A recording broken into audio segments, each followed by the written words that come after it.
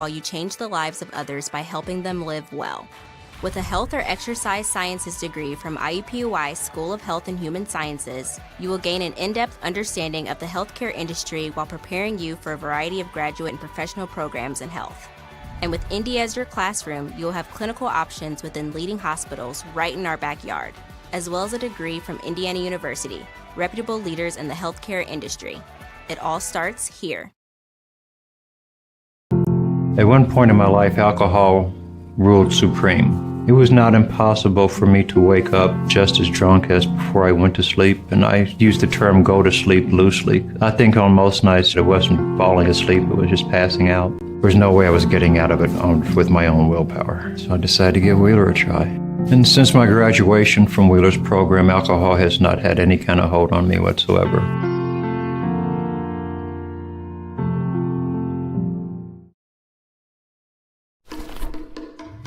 Sprinkles if you got them.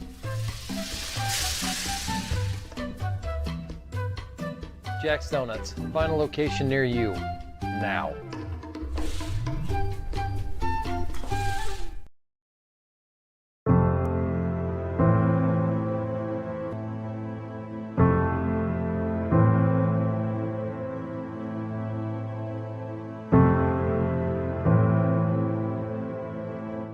Calling officials cheaters or corrupt, it's not a game.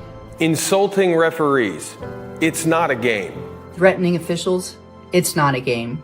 Berating young umpires, learning the ropes, it's not a game. Violent language in the stands, it's not a game. Verbal abuse from the sideline, it's not a game. Screaming at a referee in the parking lot, it's not a game.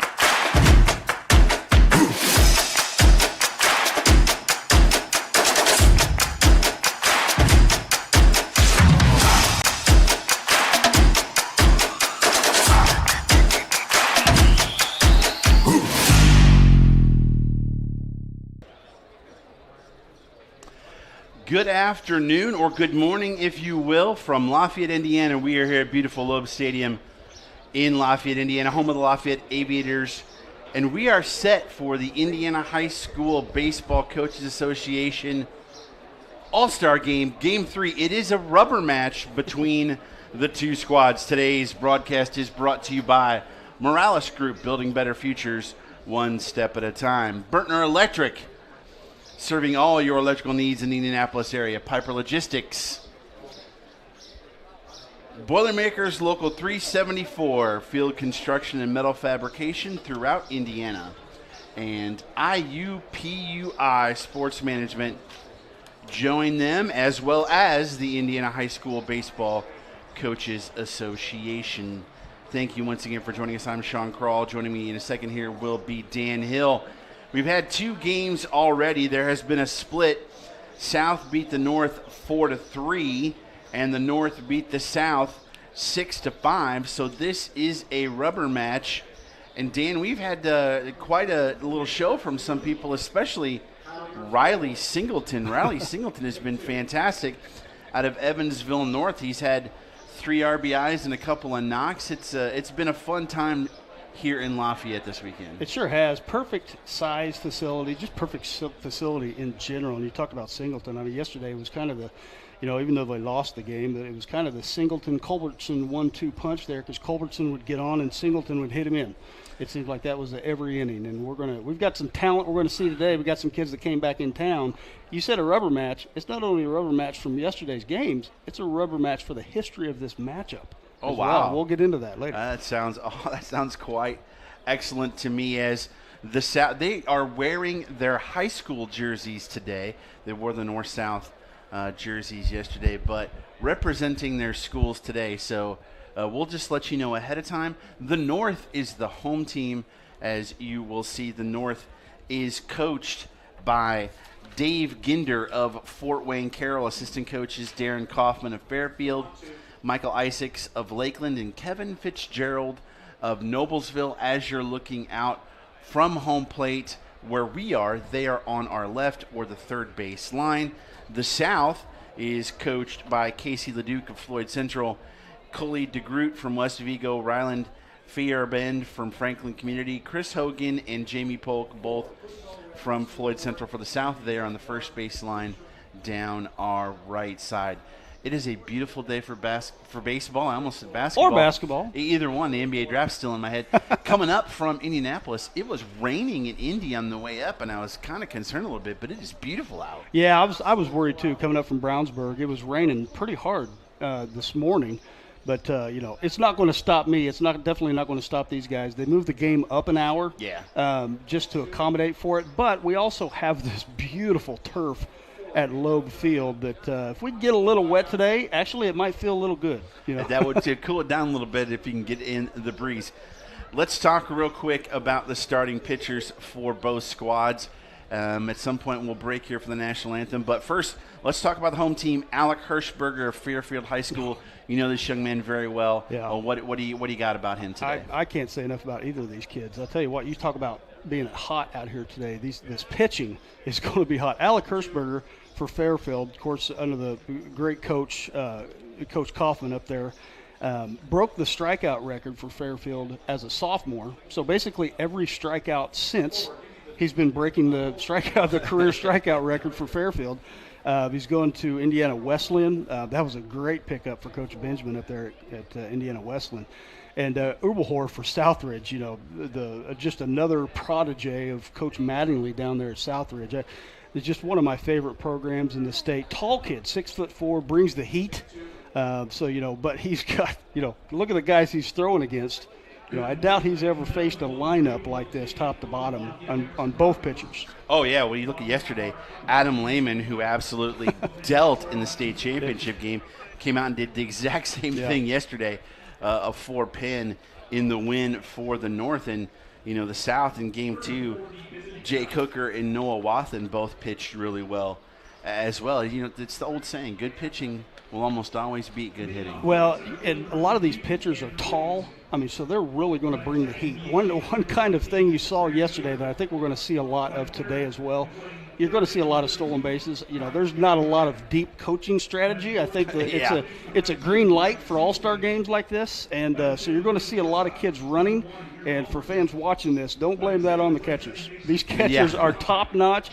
The pitchers are here. They want to strike kids out. That's what's on their mind. I don't think I saw a single pickoff attempt yesterday. So well, that is good. We won't have any issues with that at all. I do know, one of the things that has been kind of making the rounds is, a lot of people were surprised that Penn beat Center Grove in the 4A championship, and one of the things making the rounds is Center Grove just hadn't seen that kind of a heat from any pitcher yet, and Lehman just absolutely shoved against them. Well, he dealt, and for sure, Center Grove, if you look on, but that's why we play the games, right? If you put it on paper, Center Grove just comes to Indianapolis, just a 20-mile drive north, picks up the trophy, and heads home. Yep. But that's why we play the games. But Penn, I don't think got enough credit, because they were legit. I think Center Grove got all the notoriety. They had 8 D1 kids, but Penn's legit. And they went back-to-back for sure. As they got a Hall of Fame coach. Yes. Oh, some of the coaches we saw down there, absolutely just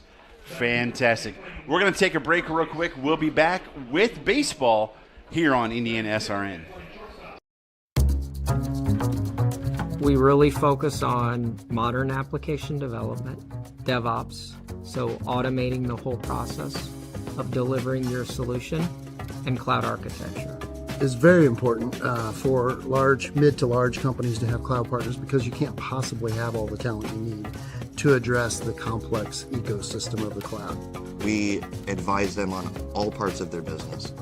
And then when things are defined and we see a clear goal, Clean Slate also then goes and does the work. We have a team that is very passionate about what they do. We love to solve complex problems, and there's a lot of companies out there that will avoid, getting involved in those things, and I think that's why clients like to work with us.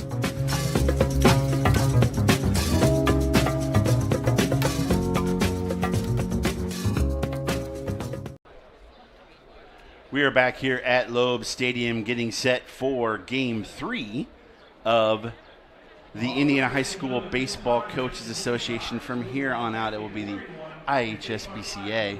Got to save my words. You know how that works. Hey, this is fantastic. We're up here for the boys. However, yesterday, we broadcast the girls' All-Star Games. But first, we're going to hit the national anthem, and then we will see some highlights from that, and we'll take a break.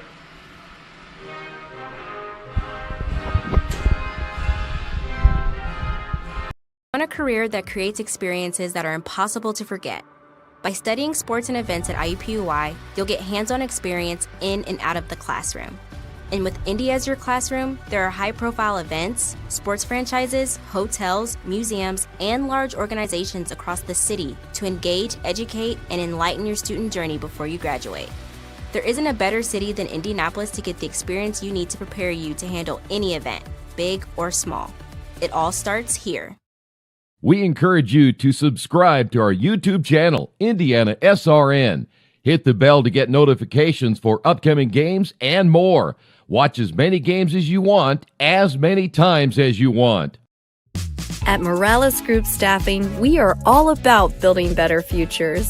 And during these times, we are working hard to put people to work. We are now hiring for hundreds of jobs with pay up to $17 an hour. Visit our website at moralesgroup.net or text JOBS, JOBS, to 317-472-7600 to apply now. And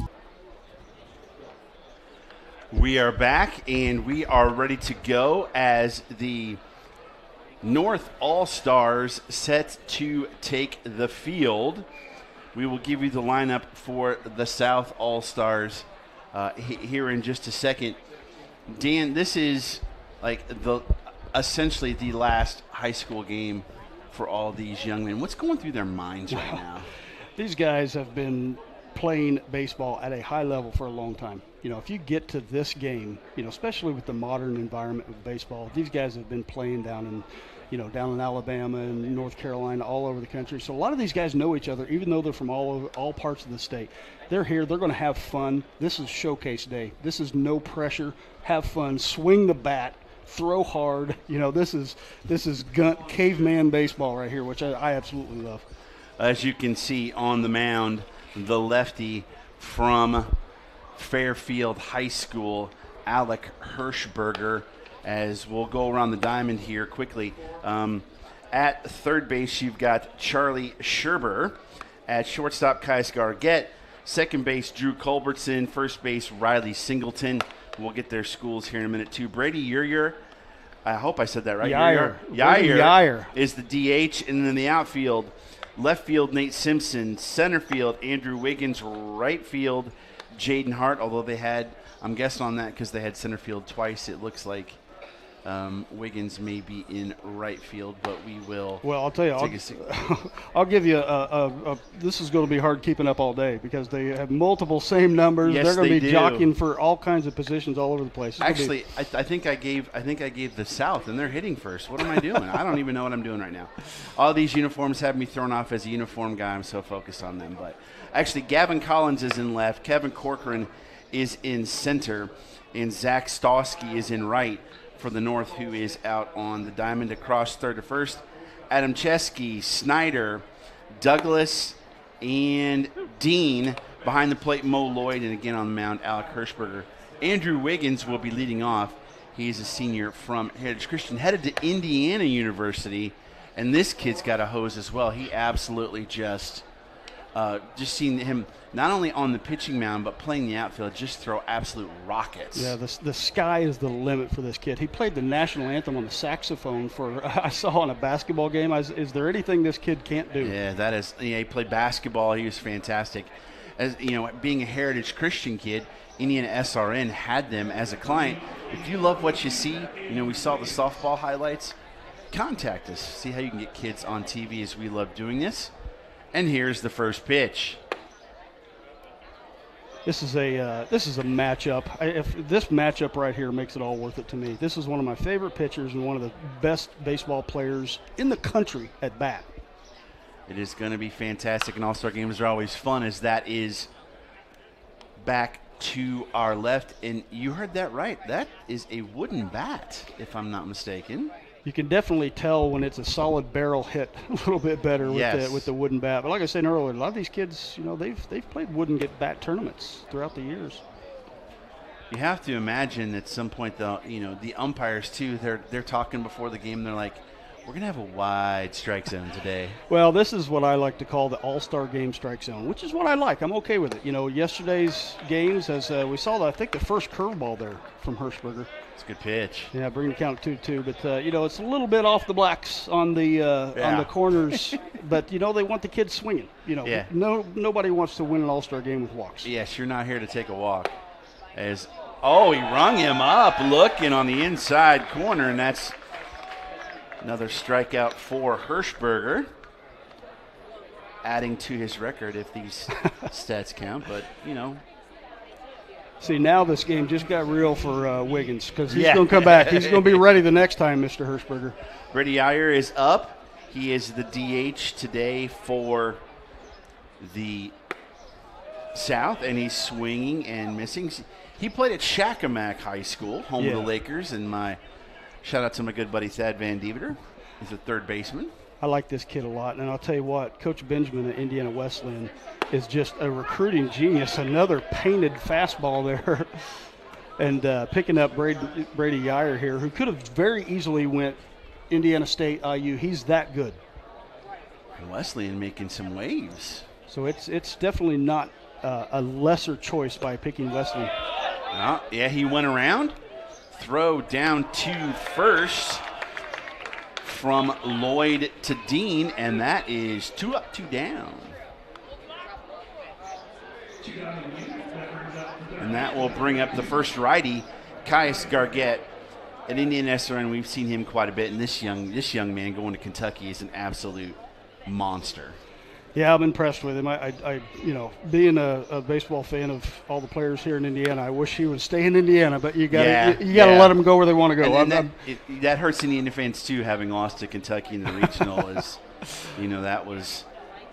And to the Gargett family, he made a great choice. Yes, I'm not. As a Big Ten fan, yes. I don't particularly care to root for Indiana, but I was rooting for Indiana. But Kentucky's baseball program has improved greatly the last few years, and they're going to get even better with this young man. Yes, they certainly are. He can swing the bat. Hirschberger just painting the corners there again, bringing it 0-2. Well, it goes to show you the control these kids have. That's just unreal, which is why they're here. And of course, and when I say that, he throws on the left-hand batter's box. No surprise there, but and something else too, Dan, that I want to talk to you about. I continue to be amazed how close these kids stand to the plate. You're right, and matter of fact, I'm sure we'll mention Max Clark. Look at that pitch right there. That must have been a little low. Clark is a great example of that. I'm talking not only in towards the plate, but also at the very back. Mm-hmm. You want to cover. You want to get as much plate coverage as you can, which I understand, trying to get the outside corner. And 3 up, 3 down on 3 strikeouts. That'll do it. Good morning, good afternoon, good night. And what a great first inning for Hirschberger. We'll be back with the bottom of the first right here on IndianaSRN. We really focus on modern application development, DevOps, so automating the whole process of delivering your solution, and cloud architecture. It's very important for mid to large companies to have cloud partners, because you can't possibly have all the talent you need to address the complex ecosystem of the cloud. We advise them on all parts of their business. And then when things are defined and we see a clear goal, Clean Slate also then goes and does the work. We have a team that is very passionate about what they do. We love to solve complex problems, and there's a lot of companies out there that will avoid, getting involved in those things, and I think that's why clients like to work with us.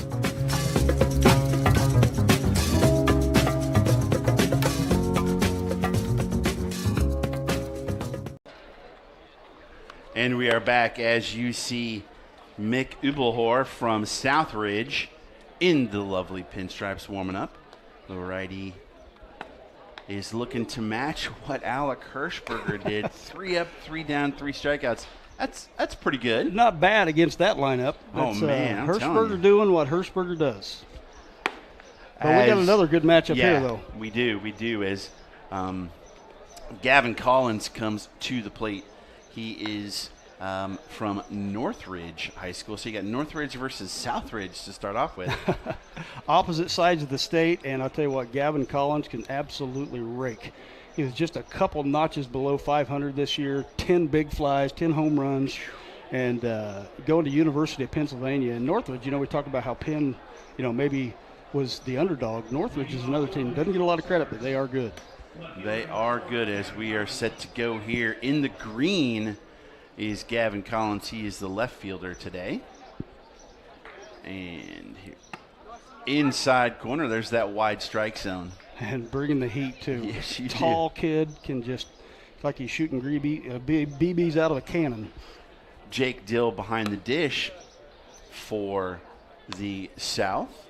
Young man from Cardinal Ritter High School. Let's talk about him when he comes up to bat. Okay. Oh, there's our first contact. Gets in the 6.5 hole, and we got our first knock of the game. Out to Jaden Hart in left field. We'll go across. Jaden Hart, Nate Simpson, Andrew Wiggins from left to right. From third to short, I'm going to guess that is, we just got infielders, so I'm going to go Shebler, Gargett, Culbertson, Singleton across the infield, and again, Dill behind the plate. Kevin Corcoran at the dish now. Another green is very well represented here as you look across the field. Of course, you got the Evansville North kid and Northridge over there with the green, and Indiana Christian kid here at the plate. Yes, who played in the state championship game. That is your Class 2A champion, if I'm not mistaken. And they, Indiana Christian, what a program. We're not done seeing them in Indy. We were talking to one of the assistants for the South, I believe it was Jamie Polk, and he talked a lot about, base running. As there's a ground ball to second base. Culberson over to short for 1. Gargett for 2. How about that? A 6 to 4 to 3. Gotta love that. Textbook double play right there. That's just fun to watch. As a fan, it's sitting here in this stadium, watching baseball like this. This is in this seat, IndianaSRN. Yeah, that was. Oh well, thank you for joining us, Dan. We appreciate it. That was a textbook. Just a fantastic turn by Culbertson and Gargett. As there's one down the first base line, gets by Singleton into the corner. If he knows better than to test Wiggins, as Wiggins is going to try to get him at first. And he called him safe.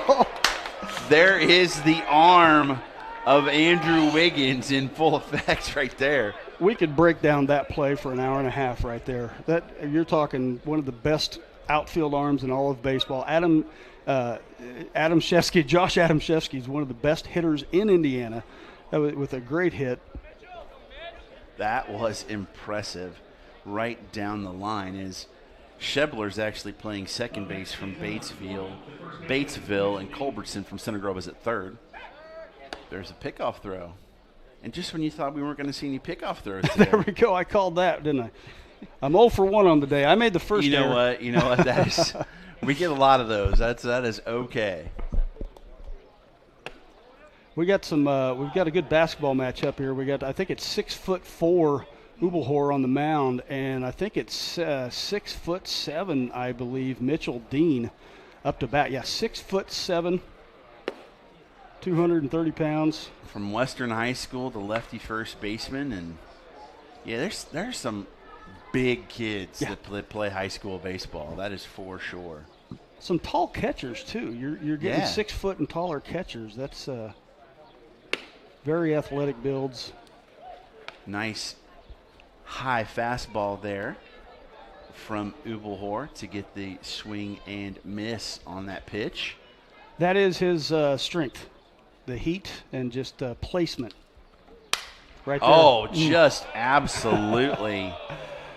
We heard our first right there, the first possible broken bat.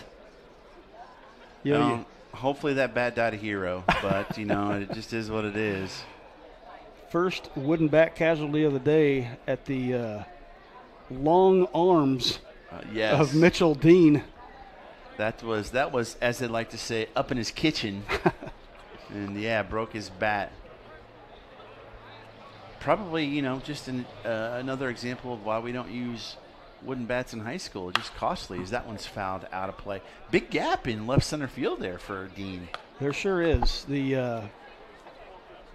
As I look around, center fielder's starting to migrate back over now, but I think they're kind of playing him straight up. It is Simpson from Avon out in center field. Fouled right, straight back. Don't get to it. Speaking of, I was going to say Keith Myers was ducking, but he's on the field. Keith, how are you today? This is a beautiful day. You're talking about bats. They're different colors: black, yellow, blue, green. You guys want a bat? I can get you at least 15 of them. I got a feeling we're going to break more than one today. The weather forecast, though, it is. Uh-oh. I'll let that go. Goodbye. Mitchell Dean with a 2-run yabo. Welcome to the All-Star game. He took my glory, didn't he? 80 degrees for the temperature, 84 in about an hour. And, guys, then it's supposed to be 90 by 2 o'clock. So get this over with. But a lot of bets, and we'll have a lot of interviews in between innings and have a good time. And I think I'm going to go chase and see where I can find that ball because there's no parking here, so I can just find it.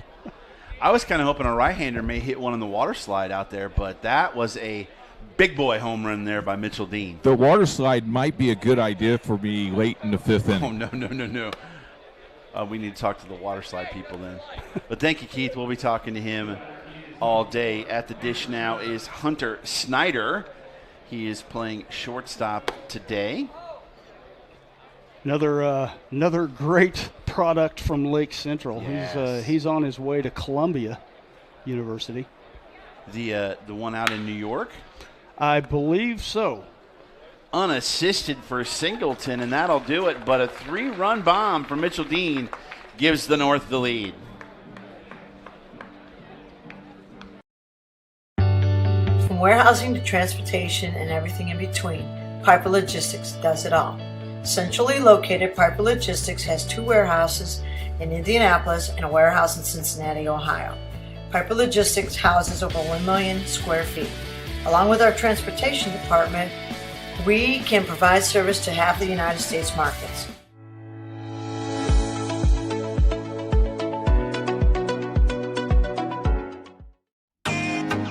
Can't get to a computer? Then we've got you covered. Just go to the IndianaSRN app and stay up to date with all of your favorite teams. You can watch live coverage or relive the experience with our on-demand service.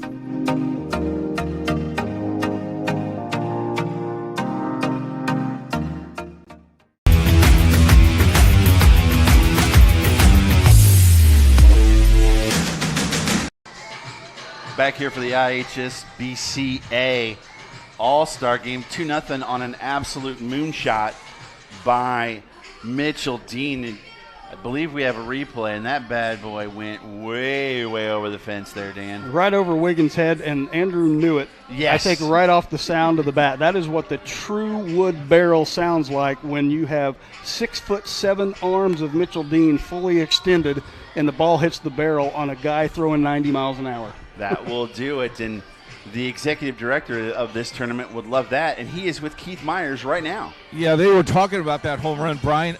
That's how you used to hit him back in the day. No, I didn't. I never hit home runs back.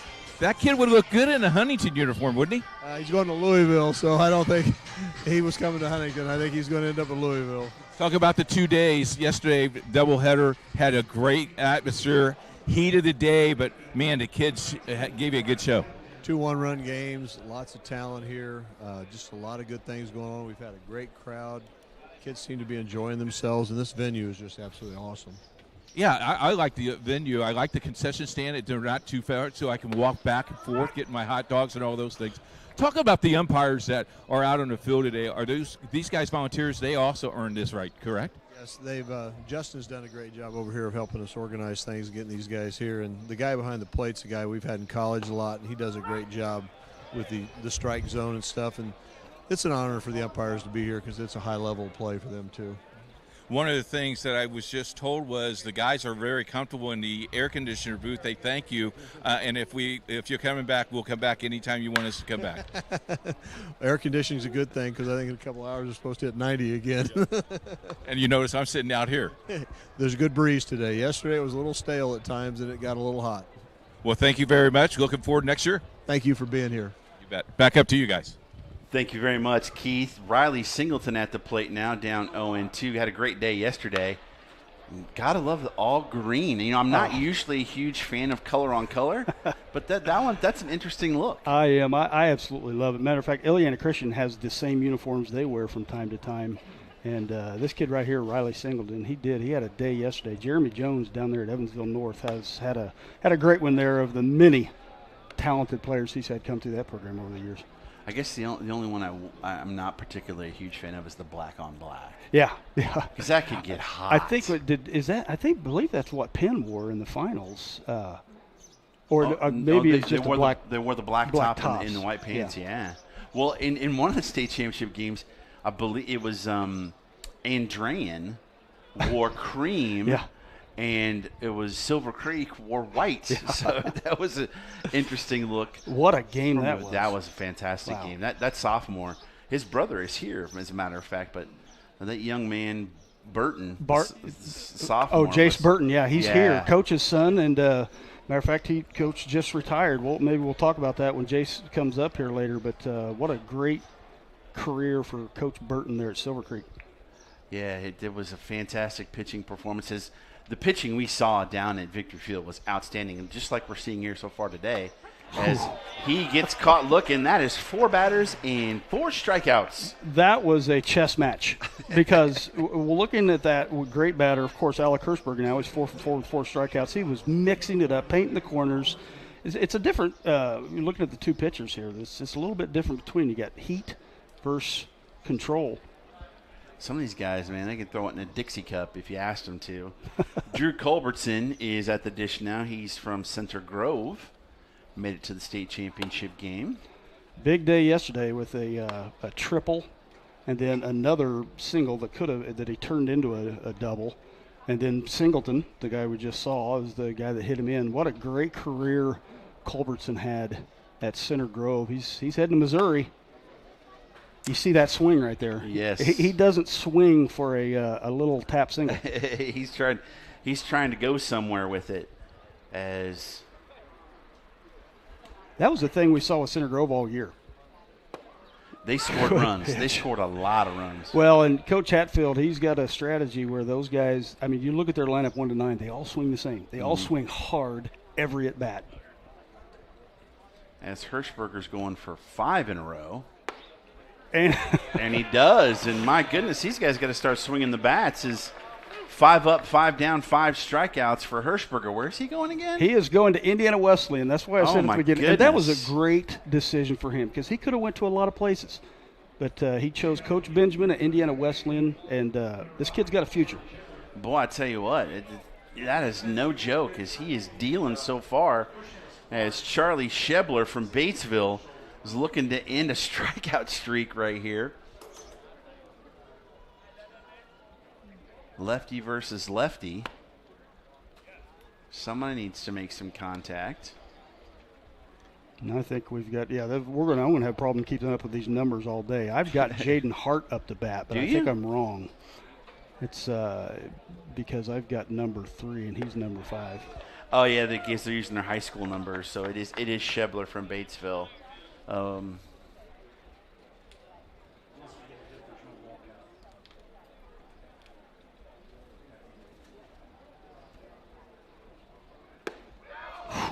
My goodness. Good looking That was curve. filthy. Yeah, from our view right here, I'm looking right up the home plate to the pitcher's mound, and that thing broke 3 feet.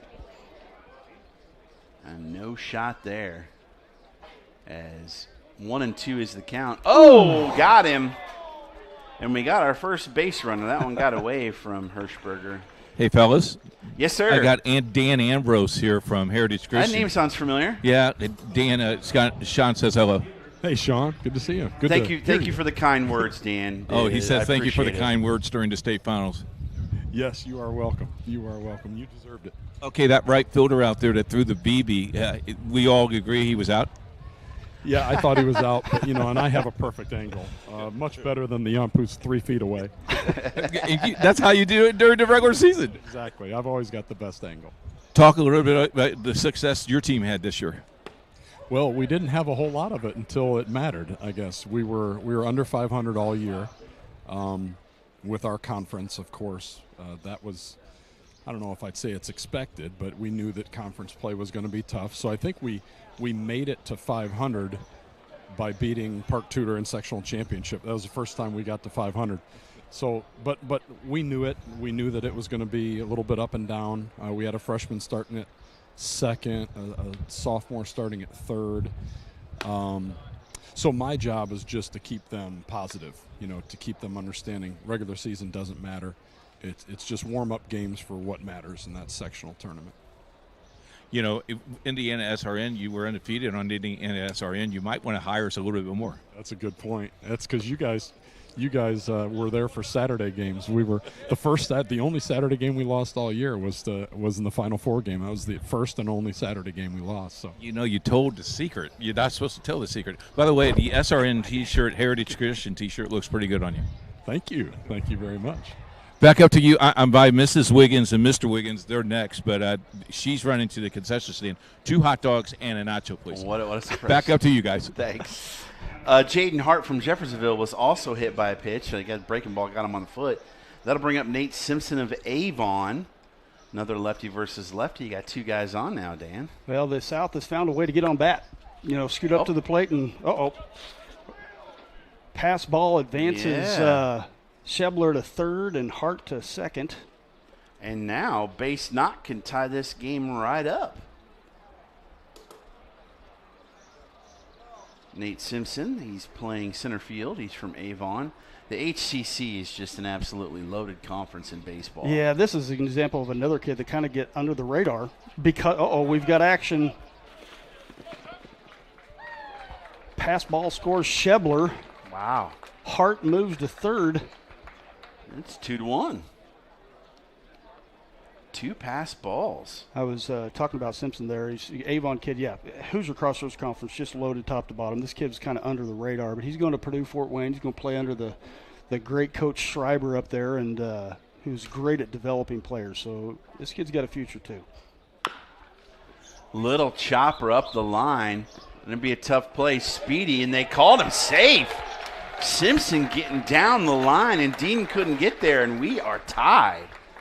That is a perfect example of that kid. Just a blue collar, get it done, and of course, Dean made a great play over there, but with those 6'7" legs, he had to get him moving quick to get over there at first. So that will bring up Jake Dill. He is a catcher from Cardinal Ritter. Now this is the kid that I was telling you earlier. Who do you think had the highest batting average in the state of Indiana this year? We're looking at him. You would think it was Max Clark. He was actually only a couple percentage points under Max Clark in on-base percentage as well. Wow. So, this kid is, speaking of under the radar, any year where you don't have a kid named Max Clark in the state, that's impressive. Then you're looking at maybe the player of the year. As 1-1 as that one is outside. Mo Lloyd Southwood trying to get on the same page with Hirschberger. Some pass balls, and we're at a tie ball game now. 2-run home run by Dean. And first base umpire called a balk. We're seeing that all this inning, aren't we?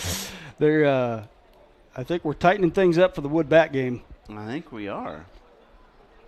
Is now with a base knock here from the state's leading hitter, South could take the lead. Bottom of the second. Good scoop there by Mo Lloyd. Speaking of good hitters, we talked about Dill, who's the catcher, and then Mo Lloyd, the catcher here for the North, was another kid that can just flat rake. He's last year, I mean, he was in the top 10 of the state in batting average again this year. Catchers are near and dear to my heart. That's the position I played the most growing up. And as a kid, I would think you would. What kid would not want to catch? You're involved every play. Every play, yes, sir. That is correct. And that's a big thing. Like, if you love baseball, and I'm not saying the other kids don't, and you're a kid and you love it so much, you want to be a part of every play, you're going to catch. I think a lot of that starts in Little League when a lot of kids are scared to catch. Right. But then once they do it a little bit, once they get, they mature a little bit more, they realize how fun it is. High and outside from Hirschberger, and another nice. Maybe Hirschberger's coming back down to humanity.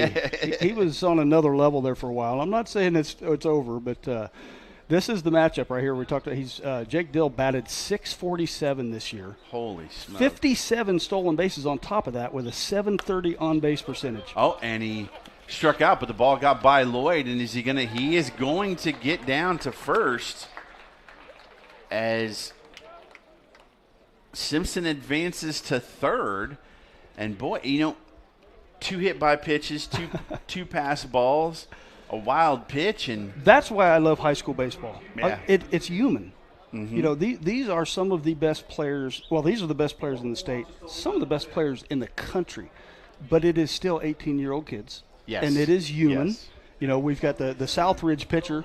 We've got a substitute runner at first there. I'll see who that is, as I think I left my binoculars in my bag and didn't is that number 22 there? Is that what I see? Wiggins is 22 at the plate, but there might be another one. Is that no, that's Wiggins. Lapel? Is that we got the Lapel kid running at first? Well, Wiggins is up to bat, but I'm looking for a number.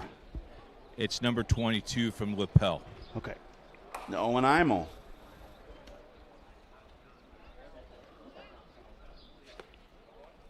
So Wiggins wanted to offer at that one. Good looking Uncle Charlie type curve there, a little slow curve, and Wiggins started but held back. Well, Uncle Charlie got roughed up a little bit in London yesterday.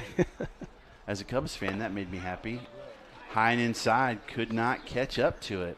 That high fastball is a great equalizer. Sean, I have a question for you. Oh, yes, sir. Would you take a charge with Wiggins? No. Okay, I just wondered. No shot. He's a lot bigger than what I thought he was. Yeah. And he's a lot stronger. Well, you talk about Wiggins. You've also got, Wiggins, and you also have Miles Colvin, who, by the way, made the 18 and under U.S. national team, which is pretty impressive. Ooh. So those two young men were a load on the hardwood for Heritage Christian. As the count is now full on Wiggins, Imel will be off at first. Coach Ambrose said at the interview earlier, just what a fantastic guy. He's exactly the kind of people we need coaching high school baseball. Oh, off Hirschberger's glove. Has he got time to get him at first? He doesn't. Almost throws it away. That's going to be E1 on the play if they score it. But now, just like that, the South has the lead, Dan.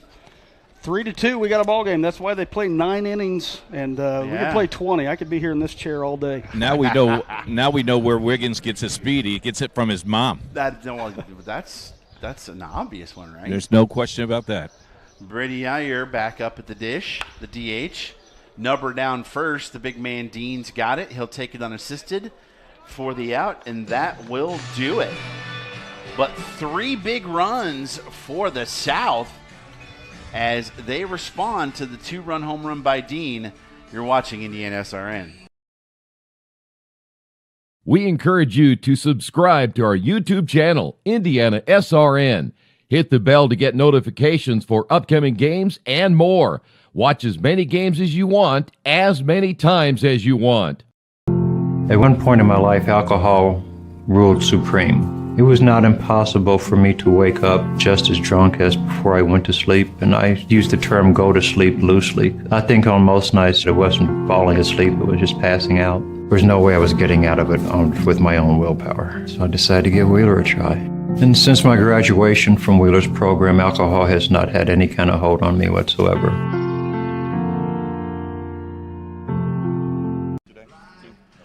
Back here at Loeb Stadium in beautiful Lafayette, Indiana. 3-2, the South leading the North, and the gentleman that knocked in that go-ahead run, Andrew Wiggins, Keith Myers, has family on the interview. What do you got, I have Mr. Wiggins, world traveler. Where were you yesterday? We were all over the place. Andrew had the MLB Combine out in Phoenix, Arizona, so we got up, left there at 5 a.m., flew to Indianapolis, then drove him here to Lafayette so he could be ready for the All-Star game today. That's not a bad travel at all. Do you get frequent fire miles, by the way? My wife gets them. I fly, she gets the miles because she handles the budget. But yeah, it was good travel. No problems. Got in and out all right. Just a long trip. Talking about budget, could you put us in the budget? Yes. What do you need? Now that he's off to school, he's going. IU's got him. We're good. Hey, we were down at IU, and you know I'm a Purdue guy, and Debbie showed me all the ropes down in Bloomington. It's not a bad campus. Beautiful. Did you see the limestone and did you see the sample gates and all that? Okay, well, good. We can convert you. No, I don't think so. I'm back home in Lafayette. So, congratulations on a great year. He's had a great year. He's fun to watch, and this year was great. Camille and I sat up in the press box. She played the music. I called the game, and he had a great senior season, so we couldn't ask for more. I don't know what Ambrose is going to do without you guys, because if we come back, you guys got to be playing the hits. Well, that's Camille. She's the DJ. She's got them all in her phone, so maybe she'll send them to Coach Ambrose. But he had a great career. I can't say enough about Coach Ambrose and all the great people at Heritage Christian. It helped him to grow as a young man, and so he's ready to go off to the next step. But we had a great time at Heritage Christian. Well, we appreciate you, and if you want to come back and work in the booth, just get rid of that one hat, and you'll be fine. I can do that. I'd love to do it. Back up. He loves to do. Watch out, Dan. You may be replaced before this game's over. Back up to you guys. Thank you. It's 3-1 on that put out for Mo Lloyd, the catcher. We got our first pinch hitter. It looks like it is Chase Long. Yeah, I think it is from Delphi. The kid's going to the Queen's University of Charlotte is where he's headed. Nice. Another one of those tall catchers we talked about, 6'1", and look at those uniforms. You talked about dark uniforms, the gold and the black. You can't go wrong with that. We will. My scorebook is going to be a hot mess today, but that's all right. I'm lucky to keep track of balls and strikes here right now, just because of all the different player numbers, with the same number. Oh, he's the DH today, and he's literally standing on top of the plate as that one is down low. A lot of of course, we just saw Mo Lloyd there. Just got beat on a foot race on the 4-3. He's got, they call him Mo with the flow, with all the hair he's got going on. Of course, look at Chase Long here. You think either one of us could pull that off? No. What about Keith, maybe? Keith is jealous, that's for sure. As there's the first strikeout of the night for Ubelhor, excuse me. I would love to have that hair. And Braden Douglas hitting now for the South. From Frankton, for the North. I'm going to get that mixed up all day long. Yeah. I can tell you. He's heading to Vincennes, going the JUCO route, which I am a big fan of. Yeah. And I'll tell you, we could talk about this for a day, too. The JUCO route has really become a bigger thing because of a number of factors. The kids staying in college longer because of COVID, as well as the NIL, the name, image, and likeness. Yeah, transfer portal. Yeah. So these high school kids, of course, all of these are committed, the ones that are going to play, but it's not easy anymore. So the JUCO route is a very good choice that a lot of kids are making. As I saw another great fastball. Yeah. I know the young man from the high school I teach at, Ty Bradle. He's doing the same thing, Lincoln Trail Junior College. Another good one over there in Illinois, I think, isn't it? Yes, sir. And that's something that, we just lost Fort Wayne, Ivy Tech. Ivy Tech Fort Wayne was JUCO. They're losing their program, so we're down to 2. We've got Vincennes and Ancilla, which are really good programs. We need to take the solid contact down the line there. We did take a little lesson from Illinois because they have a ton of junior colleges over there, and like Lincoln Trail and so many others that it's Carl Sandburg. Yeah, there's lots of them. As a native of Illinois, they do a great job over there. I mean, you got an MLB Hall of Famer that started at JUCO, Illinois Central College, Jim Tomei. Yeah, it's as a fan of Indiana stats and how Indiana does as a kind of a factory of producing baseball. I love to say that the northern part of the country were the tops, but I hate to say that Illinois year in and year out always produces just as much or more than we do. You wouldn't think that because it is two Midwestern states where they don't get to play as long because of the weather, but there is a ton of talent in both these states, and it would be great to see Indiana kids have more options to go the JUCO route within the state. Here's a interesting bit of Cliff Clavin trivia for you. If you look at per capita, the number of if you look at the number of MLB players come out of Indiana in the last 10 years, as well as we got him looking. Painted the corner there with the. We'll come back with that fun fact right after this. 3-2. Is that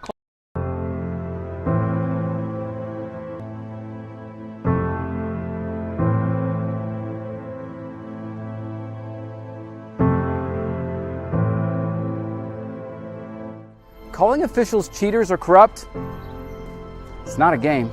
Insulting referees, it's not a game.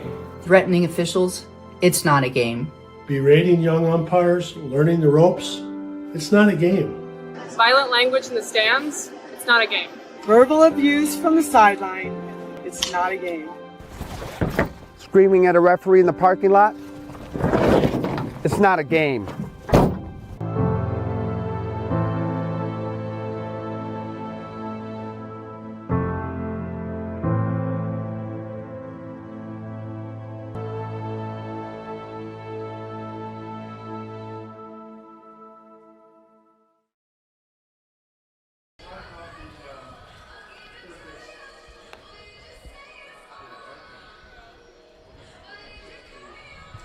We are back, and Keith is getting into some interesting situations out there. Where are you at, Keith? I'm right by the water park. There's no lifeguard on duty. The guy said I could do it on my own risk. I think I'm going to attempt to do that.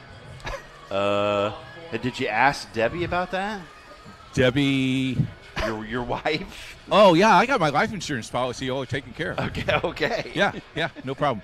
So I'm going to make this attempt and see. Oh, I can see the lifeguard. I'll be right. I'll be right back with you. Okay. All right. Take your water wings off. I can't wear those? No. Oh. No. All right. Bye. All right. See, Caius Gargett set to get his second AB against Hirschberger. We assume this will probably be Hirschberger's last inning as they go 3. It looks like Salazar is set to take over for him in this next inning. We'll see how that works out. That's what they have. But that's fouled off to the right side. Wiggins, no, not quite. That's probably a good idea. I'm sure Mr. Wiggins watching that. I'm glad he slowed up right there with the brick wall. You don't really want to take that on. That's not one you want to do. We know who would win that one every time. Sebastian Salazar from Sheridan is in line to come in next inning. But Hirschberger's been, dealing with the exception of the 2-hit batsman and the pass balls. Yeah, a couple odd plays right there. He's got 5 strikeouts. Gargett up to bat right now is one of them. He's looking for some revenge. The 6'1" Cathedral grad. He's heading for Kentucky. High and outside for Hirschberger. He's haven't seen a lot of the first inning. We saw a little bit more fastballs painting the corner. He's really using the curve and the slider a little bit more now. Second time these batters have seen him.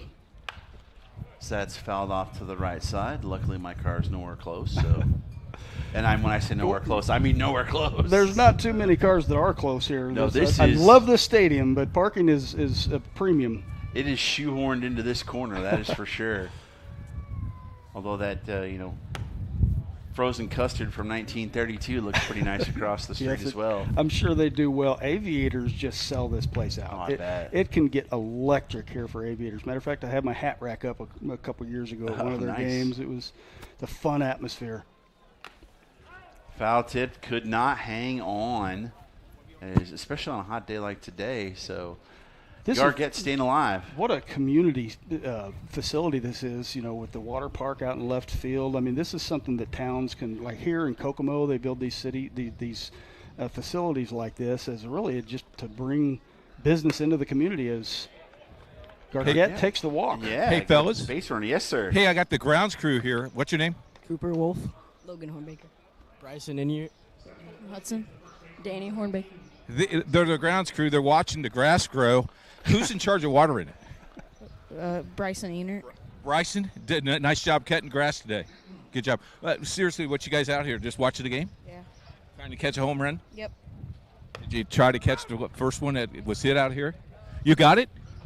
You made them give them back. They made me give it back. Yeah. What? Just run, son. You run. I wanted to. The water slide's not open today, or I'll let you guys go on the water slide with me, but no one wants to go on the water slide with me. So who are you cheering for? Andrew Wiggins. He's my hero, too. Are you from Indianapolis? From Huntington. And you know Andrew Wiggins? Watch him all the time. You watch him on IndianaSRN? Yep. Good call. Good call. I'll give you $1 later. They must be IU fans, Keith. They're not IU fans. They're not? No, they're all. They are. Okay, I gotta go. Gotta go. Back up to you guys. Riley Singleton at the plate, down 0-2, and Hirschberger gets him with the strikeout. Strikeout number 6 for Hirschberger, and I'll tell you that's those kids talking about knowing Andrew Wiggins. That with social media and things like that, all you have to do is mention Andrew Wiggins or Max Clark, and you get like 80,000 hits. Yes. These kids are pretty popular. Yeah, Huntington's up north, and he plays in Indianapolis and will head south to Bloomington, but yet they're fans of his as Drew Culbertson takes a strike. He struck out looking in the second. This will be an interesting matchup now. He's seen Hirschberger maybe for the first time. These guys definitely don't play each other. He just about addressed that curve.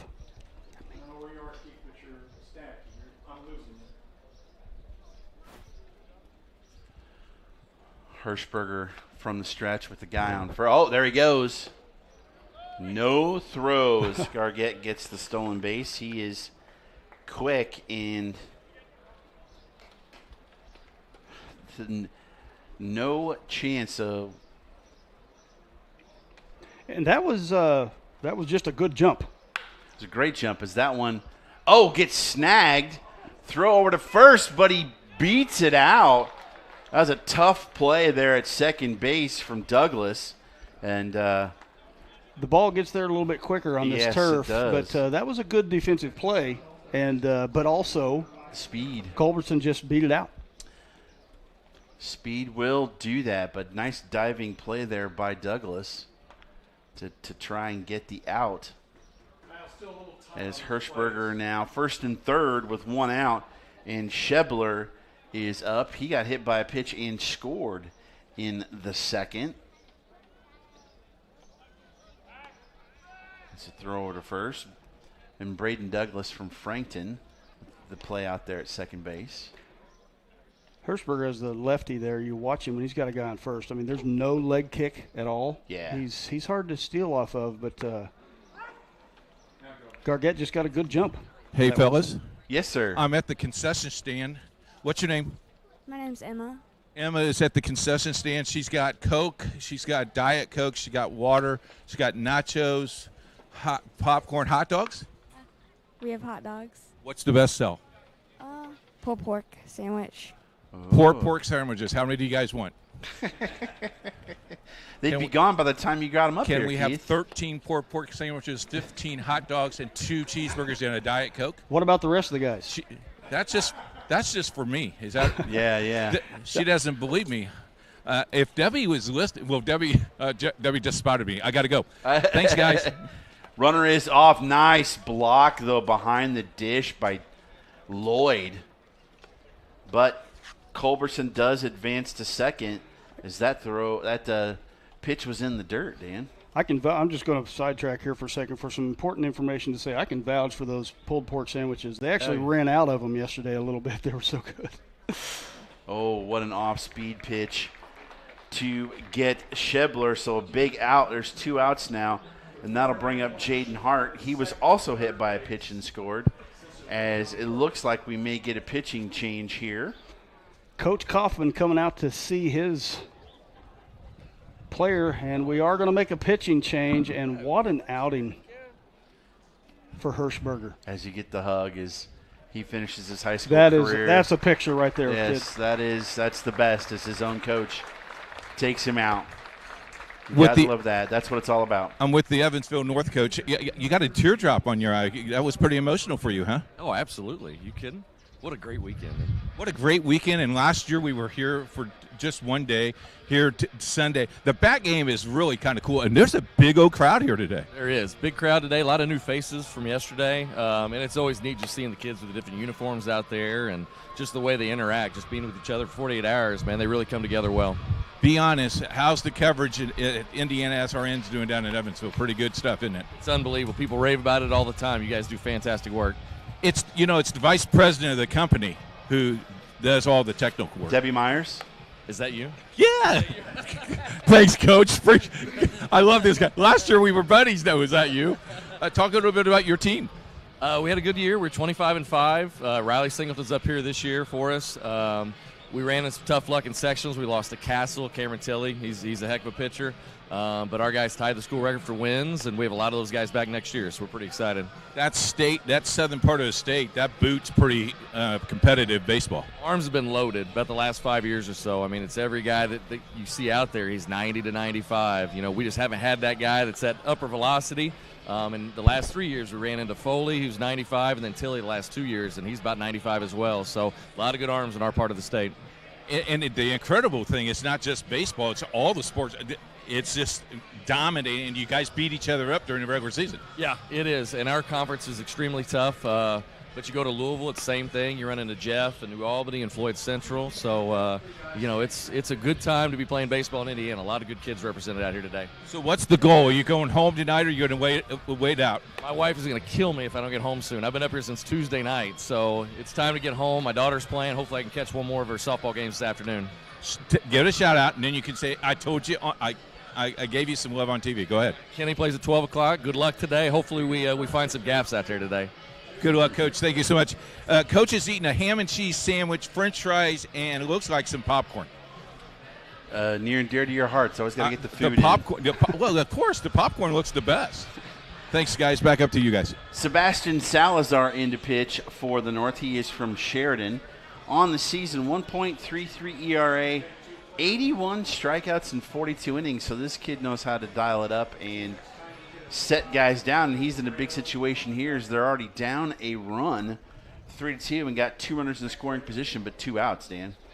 Jake Hart up to bat. He was, or Jaden Hart, sorry. He was one of the 2 victims of being hit by Alec Hirschberger there that last inning. But this Salazar, he was a bright point for Sheridan this year. Sheridan has had better years, let's put it that way. But Coach Adam Spencer was really, really happy with what this kid did, averaging over 2 strikeouts per inning in a tough conference. Going to Jefferson College, it says, but I'm not for sure which Jefferson College is, to be honest with you. But yeah, when you can average nearly 2 strikeouts an inning, that is pretty good. I'm not a math teacher, but 2 out of 3, that tends to be a good ratio. Yeah, I'm Hardy the math guy, or not Hardy the hat guy, not Hardy the math guy. Yeah. But I mean, I can do that math. That's pretty good. There's a nice fastball. Yeah, he's got some heat and a nice little slider. As we go to 3-1, he's got to open first base though. It's not a really bad idea to make him swing there. You got to open first base with 2 outs. But that does bring up Nate Simpson, who singled and drove in a run last inning. And now here he is again with the bases loaded. Young man from Avon. That's the downside of it. Now you've got to force it into base, but you've got a Division I baseball player at the bat. And Nate is going. Where's Nate going? Is Purdue Fort Wayne. Yeah, he's going to play for Coach Schreiber up there. Of course, son of the legendary Ken Schreiber of LaPorte. Hey, fellas, I found somebody. Oh, you did? Your name? Deb.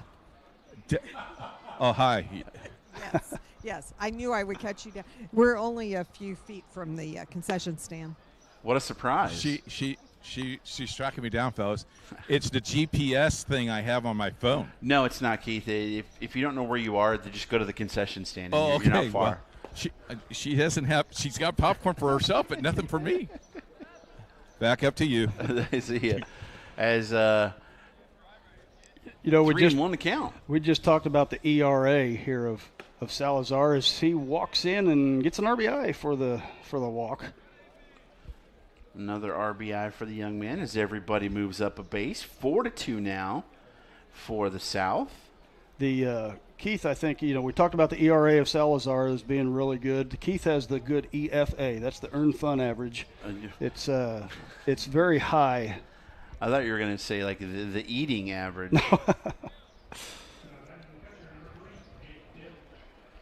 And you got bases loaded and the guy with the highest batting average in the state to the plate. No pressure, Mr. Salazar. None at all. After you just walked in a run, right? And coming in after a nice moment with the coach taking out his pitcher for the last time in high school. There's a paint job. Maybe coming in and, it sometimes is difficult. You come in a dirty inning. It's really, tough to try and get things rolling. You'd rather come in a clean inning, as that was a nice looking pitch. They're tightening things up here, I think, a little bit. That was he just missed on that fastball. I'll tell you, good looking slider there that we talked about earlier. I can't stress enough how much I like Coach Kaufman at Fairfield. They lost a player last year, and the whole conference came together for it. It was bad situation that the community stepped up, and it was a moment. I was at the game. We watched this pitch, and I was at that game. Matter of fact, it was versus Westview. Westview had a bigger facility. Mm-hmm. They said, we know we're going to get a crowd for this. Okay. Come to our facility. We'll donate everything back to you guys. And it was the largest attended high school baseball game I have ever seen outside of the state finals. Wow. At a high school field, you were lined up all the way around, and you could just feel, and the game was, it's even as an outsider looking in, it's hard to talk about because it was just such a special moment where baseball became more. Yeah. Dan communities come together, yeah. Dan and Sean, that just tells you the community of Indiana. Yes. Yeah. That's Indiana through and through. Base runners are off as that's lifted out into right field. Stosky is under it for the out, and he gets out of the jam but gives up one more run, and it is 4-2 as you see a stolen base there. We'll come back with the bottom of the third on IndianaSRN.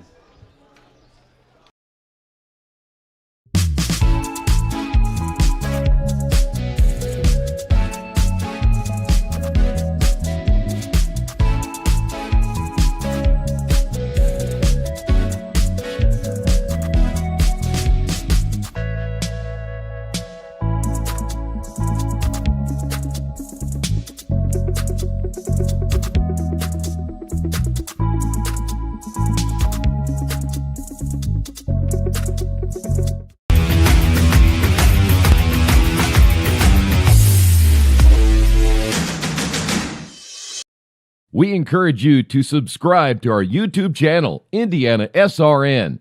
Hit the bell to get notifications for upcoming games and more. Watch as many games as you want, as many times as you want. Hey, my biggest fans are here. Hello, everybody! See that? My fan club. Keith Myers for president. The one lady booed me. I'm going to go to the dugout and talk to Coach here. I'll get right back to you. All right, a friendly reminder, this broadcast is copyrighted by IndianaSRN and the Indiana High School Athletic Association for the private use of our audience. The use of pictures, video, and audio without the express written permission of the IHSA and IndianaSRN is prohibited. And it looks like Ubelhor is out for his third inning of work. I was looking to see if there was going to be a change there, but they're sticking with him, and you know he's settled in, and you know he's you'll find that high school games. Hey guys, I got South's coach. Coach, I got a year of eligibility left. A lot of people tell me that. Does he need? A lot of people, but I think I got. There's a few other guys I'm going to come get to before I get to you, though. So. Does he need dandelions picked in need right field? Do I need my uniform? Do you have a 0 or like a 99 or something? For tonight, for today, or later for next year? No, next year? Come on, Coach. I can pitch. Well, let me see it. Well, tryouts. Talk a little bit about your kids. You had them for, 48 hours or 24 hours? A lot of good kids. Great kids. We were just commenting. It's fun to just sit back and watch kids at every position that they know what they're doing. But, you know, not only are they talented, but they're seniors also. So, you know, they've been coached well, and just a lot of good things to see, and great attitudes. I've been impressed by just the hustle. You know, we got kids diving at first base, stealing bases, and you know it's been really neat to see. I heard it's the best coaching staff in the South ever. Yeah. I mean, I got my 2 assistants here, Jamie Polk and Chris Hogan, and you know, the best thing I've ever done in my career is have guys like that make me look good. So, well, you look good on TV. The fans want me, Coach, and I don't know why you're going to put me in, but I understand. Good luck anyway. Yeah. All right. Thank you. Zach Stosky. He has no care. He doesn't like Keith. Move out of the way. I'm trying to watch the game. Back up to you guys. Thanks, Zach Stosky from South Bend St. Joseph at the plate for his first AB. Something interesting out in the field I see here, Dan. Oh, that's given a charge, and that could be trouble for Simpson, and it's over his head. He's still running. Could be 3. Cutoff coming into Culbertson. Throw to third to Gargett. It gets by him. Yes, Gargett and Culbertson, switched. I'll get this right eventually. Gargett is now at third. Culbertson's at second, and Shebler's at short. Well, and the coaches said that yesterday when I was talking to them. They're just going to, once they get out there, you are a middle infielder. Whether you go to short or second or even third, it's up to you. So there you go, a leadoff triple for Stosky. How often do you see it? He makes the last play. He comes in and hits a stand-up triple. That'll bring it back to Gavin Collins, the left fielder. He is for his second AB. And boy, Dill, it's interesting. He's got that Tony Pena kind of stance behind the plate with the leg on the ground. I love this kid. He's wiry, which is what you want your catchers. You want them, athletic and wiry, and you saw that a lot yesterday as we got a little dribbler that's going to score one. It is. He gets the ribby on the 1-3 put out. Swinging bunt RBI is what that's called. He will take it as it's 4-3. And Corcoran comes back up to the plate for the North.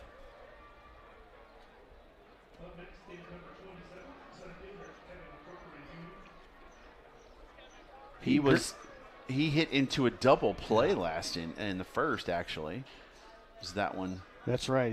That was the smooth double play by the best to do it in the state. Yes, that one actually went Shebler to Gargett to Singleton, but we'll have to make sure and get I'm going to rely on you for that. Okay. You might want to check your trust meter on that one. So we'll just go with positions sometimes. Corcoran, the Indiana Christian grad, heading to the aggressive swing there. He's heading to Webster University. A couple guys from Penn are also heading to Webster. Nice. So I'm now not a fan of Webster. They're stealing all our good players, I say jokingly. But Indiana Christian, they got another kid coming up next year. It's the coach's son, Josh Vanderwood, which is painted the corner there. They called it a ball. But Josh Vanderwood, who is a junior, we'll see him here next year. And I think the best shortstop in the state of Indiana. He's that good. And he's heading to, I believe, Alabama. We got another shot to Wiggins. Wiggins is going to camp under this one for the out. They make it look so effortless, don't they? Yes, which is why they're here. But, yeah, state champion, graduate, Indiana All-Star, Indiana High School Baseball Coaches All-Star game. That's a pretty good year. That is. That's, yeah. Adam Chevsky up to the plate. Right here, arguably, I mean, the Lake Central kid, I love the fact that he's going to Ball State. As long as we can keep Coach for Ball State, I just went brain dead I interviewed him a year ago, but it's a shot. Culbertson up with it. Hey, fellas. Over to first for the out. Yes, sir, Keith. I got a coach for the North. So what's the strategy here? Are you just going to, linger on and do something in the 7th, 8th, and 9th? Yeah, just keep going what we're doing. We got some, obviously great hitters here in the state, and just trying to keep doing it, keep battling, and it's going to be a close game all the way through. So we just got to keep taking good at bats, and we did a good job of getting that leadoff triple there, and then gotten them over and gotten them in. So we just got to keep doing that, and we'll be fine. Okay, Coach, you're talking too serious. It's a fun game. Put your head down. Your kid did a good job pitching the first 2 innings. The hug. I would like to reenact that because my coach never hugged me at all in my high school career. Yeah, I know. No, it was a perfect time because Alex had an awesome career for us, over 300 strikeouts at Fairfield High School. He's our all-time strikeout leader, and what a way to go on a strikeout. We talked about, maybe, we'd like to finish that inning, but like, hey, if he strikes this guy out, let's do it. Let's make that decision. So Coach let me go out there and take him out for the last time. Let me ask you a question. If you take the ball away from him, how hard is that?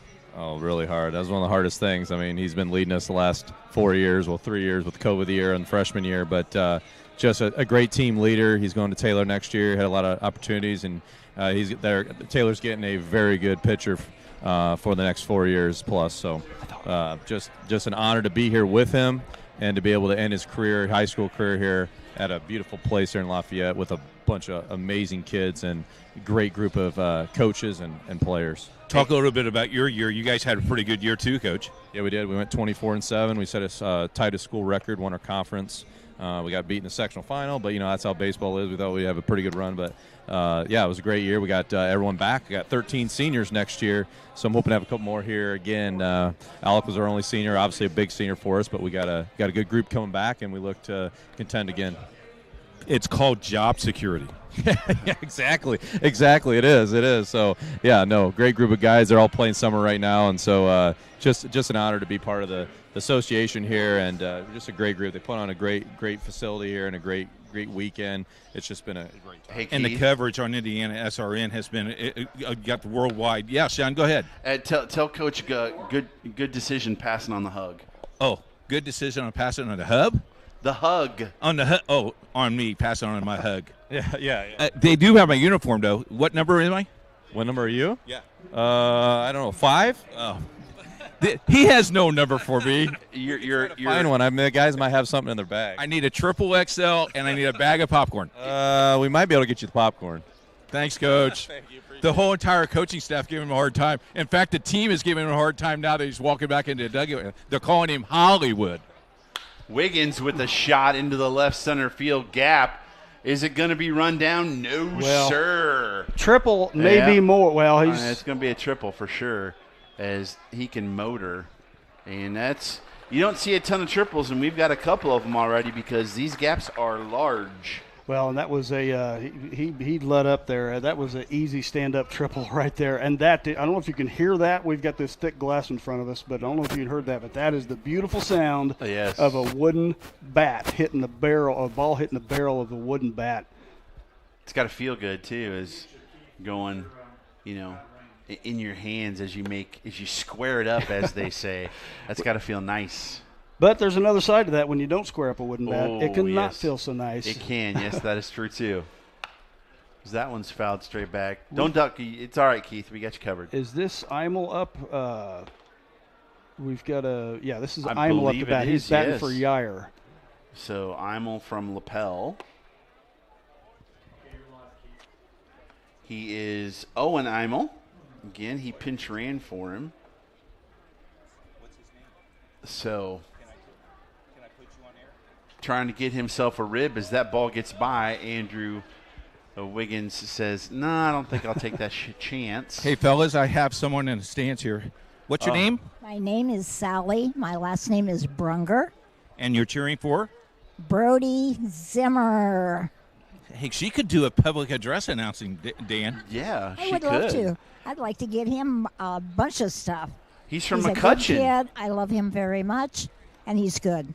And he's from McCutcheon. You bet you he is. Good old McCutcheon. So how many games have you missed?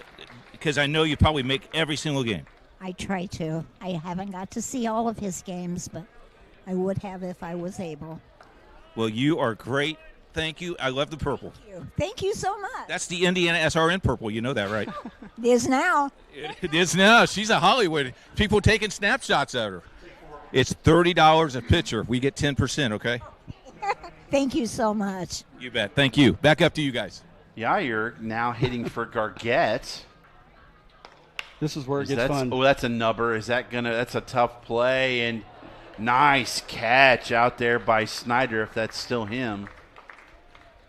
We'll assume it is until we know different. But Dan, that's the beauty of high school baseball right there is, we got to make sure and shout out the parents, because these parents have taken their kids all over the state, all over the country. Andrew Wiggins' dad just came back from Arizona yesterday to be able to play in this game, and the parents sacrifice a lot to let these kids play the game they love. So much love to the parents out there of all these young men. Yeah, Keith, that was a fantastic interview. I had a grandparent that was like that, just made every single game, and especially in a nice pitch there, painted the corner. Especially in today's modern baseball environment with the travel ball scene and everything like that, there is a parent commitment that is telling the behind-the-scenes story of every kid we see out here. Yes. Yeah, when a kid makes it to college, to the minor leagues, or even to the big leagues, it's not just them that makes it, it's their whole entire family, because everybody has had a part in that. That's absolutely, and never more the case than the modern, I look over there and now coaching third base right there, Coach Firebin from Franklin Community. Of course, he had the prodigal son, Max Clark, on his team. And that doesn't hurt, does it? No. But that's just, Max Clark is all over the country on a regular basis. And, I would like to sit down sometime with Firebin and find the unique challenges with coaching a player of that level, but also from the parent side, the commitment. That's lifted out into right field. Stosky goes back. Hey, fellas, you're talking about grandparents. I got a dad. Who's your son? Will Worrell. Where's he playing at? Fort Wayne Carroll. He's from Fort Wayne Carroll. How many games did you miss in his whole entire career? 1, 2, maybe 3? Yeah, that sounds about right. So how was his season, and how's this All-Star game put like icing on the cake here? It's been a great experience this weekend. I think we counted, he's played with 17 of the 50-some kids that are here at one point or another through his high school travel ball seasons. It's just the icing on the cake of a really good senior year, and wraps up a high school career.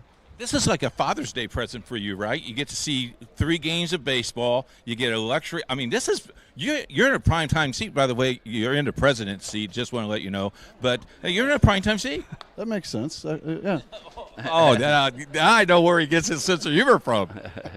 Where's he going to school? It's a beautiful facility. It's been a great weekend. We got to hang out with like you said, as a Father's Day treat for me, it was kind of a reunion with me and several of the dads that we traveled around the country with for the last 3 years. Where's he going to go to college? St. Xavier in Chicago. St. Xavier in Chicago. You know that area, Dan. We love the Chicago area, as Jace Burton from the state champion Silver Creek Dragons flies out to right. Burtner Electric Incorporated has been proudly serving our residential and commercial customers with quality electrical repair for over 33 years. We are fully licensed and insured in electrical wiring and electrician service packages. You'll receive a competitive assessment, whether you're a homeowner or a business owner, first-time or long-time customer. We offer free estimates for any new project. Call our licensed and experienced electricians today.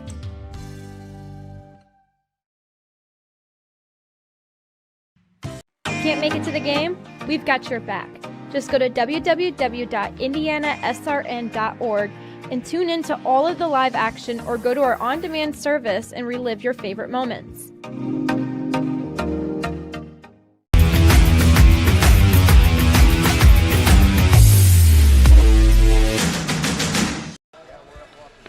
We are back. There is a new pitcher on the mound for the South, and I believe, if I'm not mistaken, Tibbs, Mason Tibbs, I believe, of Brownsburg. Is that Mason Tibbs?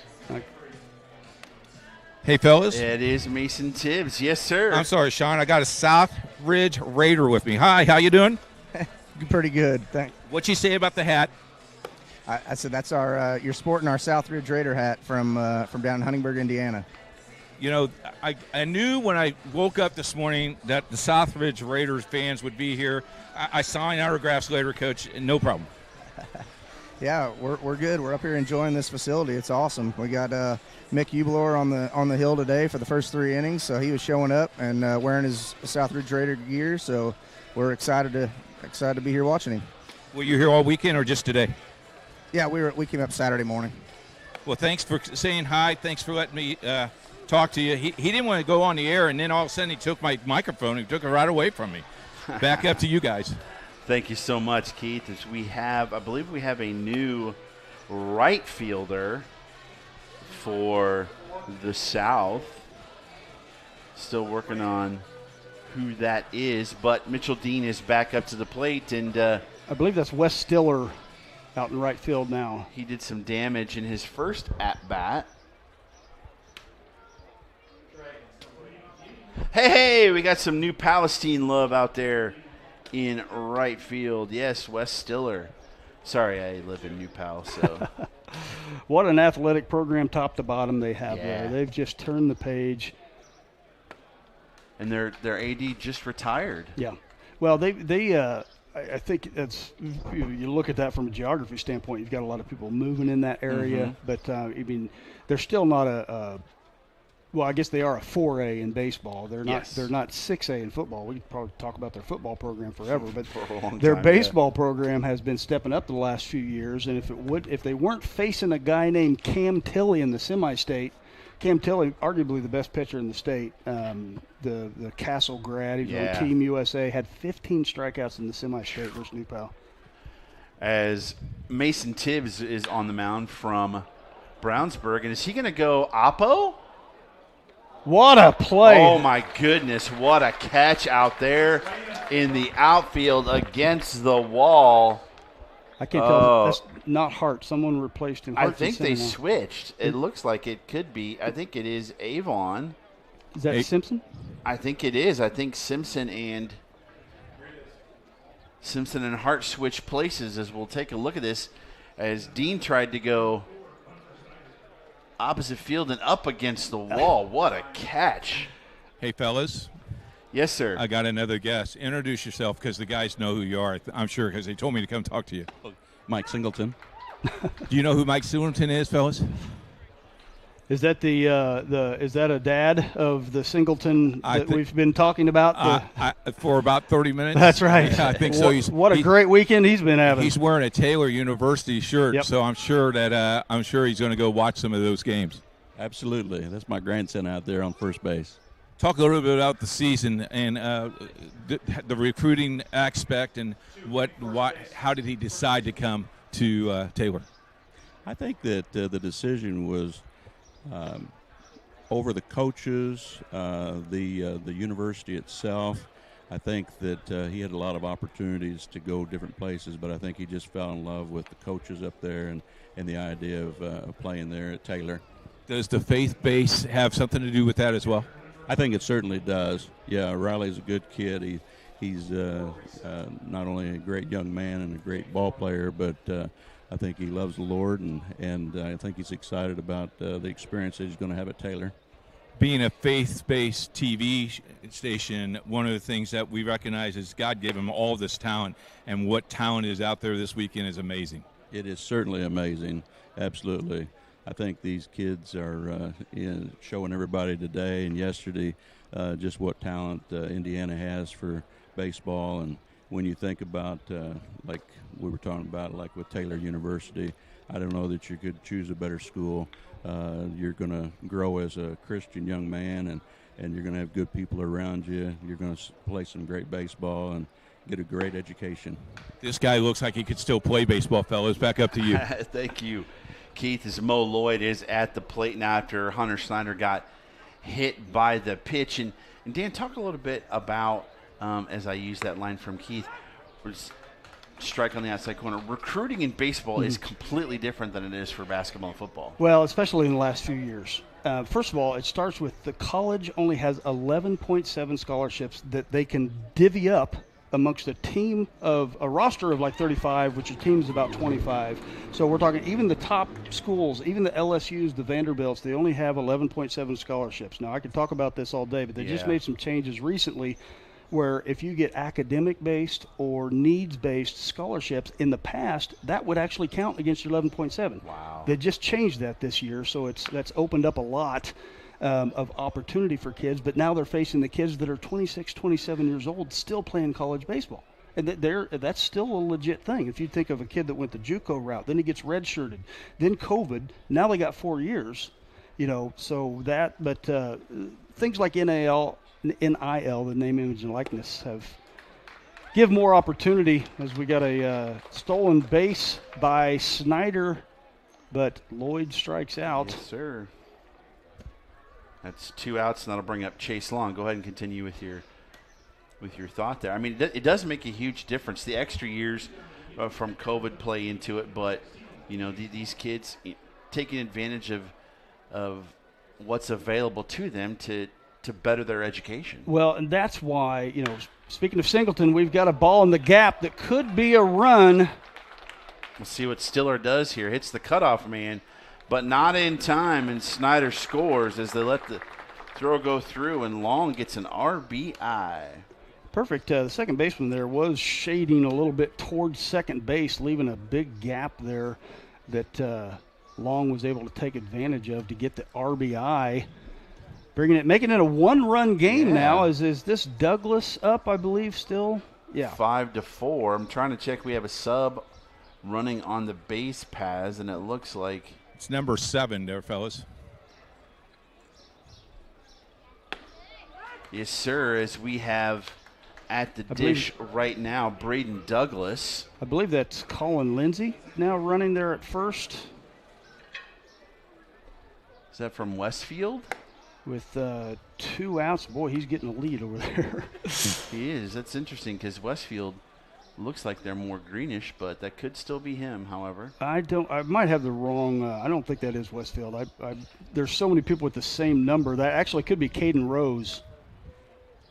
Because it's maroon on the uniform. Yeah, I believe that's Caden Rose of Mishawaka right there. There we go.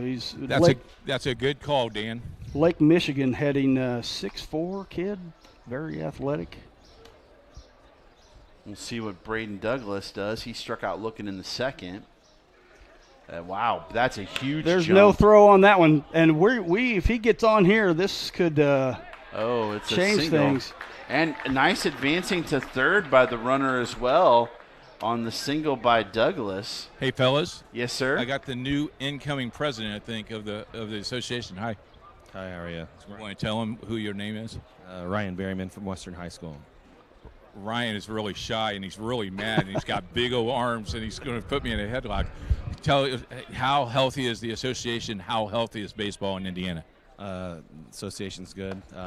Baseball in Indiana is very healthy. A lot of talent, a lot of good quality coaching, and a lot of training in the off season. And we put our best foot forward throughout the summer and spring and summer. And our kids are going to have opportunities to continue to move on at the next level. And high school programs are getting better, so I think we're in a good spot. Hey, Keith, what's the best thing about the weekend? This weekend, I would just say these kids coming from different schools and communities getting together and kind of playing for one final time, but just having that camaraderie and building some relationships and kind of a nice cap on their high school career. Go ahead, Sean. What's your question? I asked him what it felt like to see his young man Mitchell Dean take one deep. How did it feel to see Dean take one deep? It was huge because yesterday it wasn't a good day for him. So that was good. I mean, that second swing he had was actually better than the home run he had where he just went oppo and almost hit another one. So it was good. He was frustrated with his performance yesterday and swing was a little long. So it was good to see him have good contact on 2 at-bats today. Any rumored there was cork in the bat? I think he left that one at home. Oh, he left that one at home. Thanks. Appreciate you, Coach. Back up to you guys. Thanks, Keith, as they do get a run, and it is now 5-4, the South ahead of the North, if I have my directions correct, as Salazar is coming back out for on a the second. mound. Yeah. I'll tell you, they've got a good one there with Coach Berryman at Western. He just year in and year out produces good young men, and that's, not to say the amount of talent that has came out of there recently. And I just want to reiterate his words that the IHSBCA is in good hands. It's as strong as it's ever been. And to me, and this is one of the reasons why I'm such a big fan of high school baseball, is these are young men at such a pivotal moment in their life, and they are led by these great coaches that you see all across the state. You look at this coaching lineup for the North and the South. Coach Gender from Fort Wayne Carroll. We talked about Coach Kaufman at Fairfield. Coach McAllis, Coach Fitzgerald, LeDuc, DeGroat, Fireben, Hogan, Polk. That's a mouthful.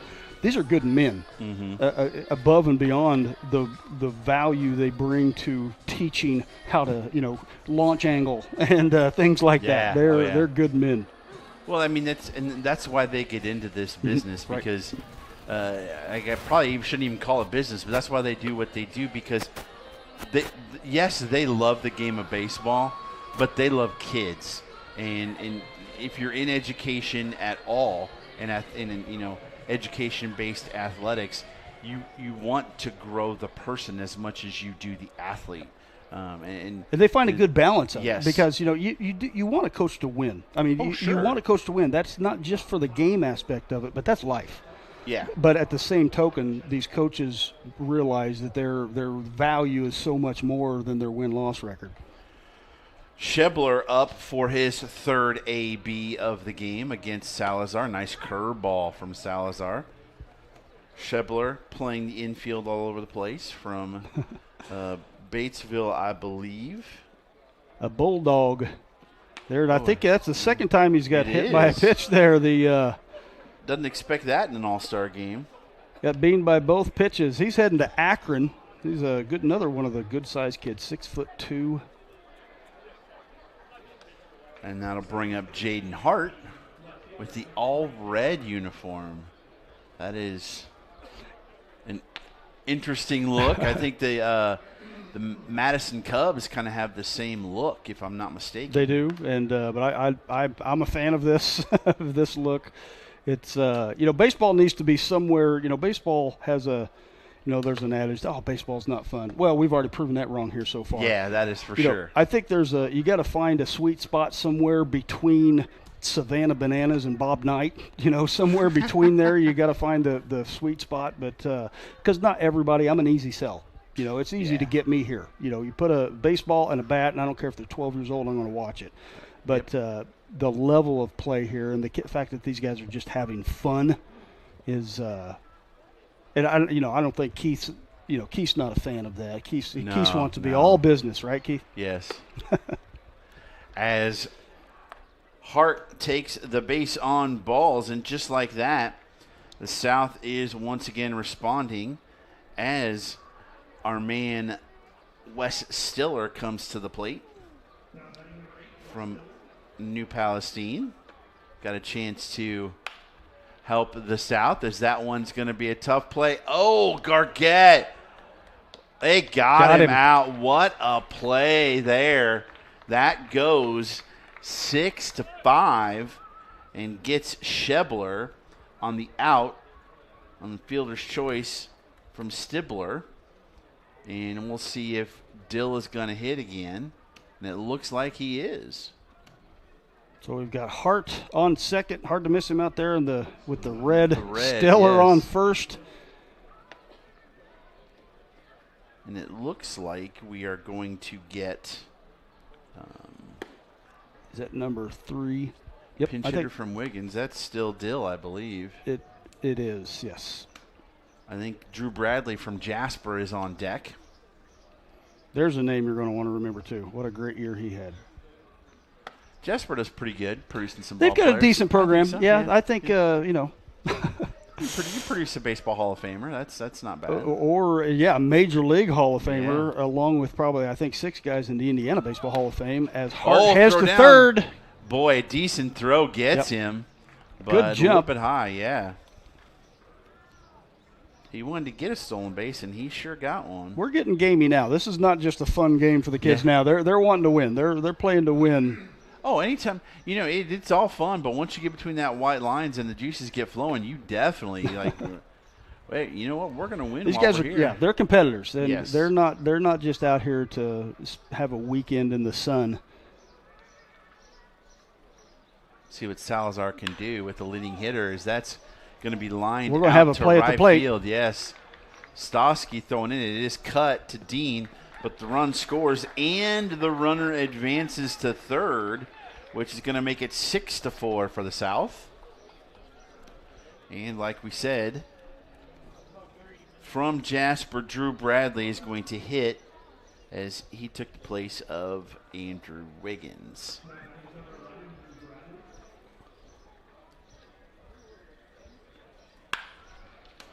First pitch swinging. That's a pretty good. That is textbook baseball right there. Moving runners to home plate. That's what it's all about. First pitch, Bradley gets a RBI, one swing, one at bat, one RBI, and he's standing on first with only one out. And it's 7-4. We have us another substitution. Looks like Jake Hooker from University, if I am not mistaken. As he takes a strike. University, a 2A program, right? Is they 2A? They go back and forth. Private school, they produce talent like a 4A, but that is, this kid, what a year this kid had. He is designated as a pitcher in our roster setup, but hey, these kids hit too. Heading to Xavier. Another 6'2", 200-pound athletic kid. We talk about fit, and how much that means. There's also a lot of things that go into play because there was a kid last year, and now for some reason, as I start to say it, his name totally escapes me. Played at Covenant Christian, was set to go to pitch at Xavier, but decided he also wanted to play football, so he ended up going to play both at Indiana Wesleyan, as that is flied out to right. But 2 runs do score for the South, and they take a 7-4 lead as we head to the bottom of the 5th.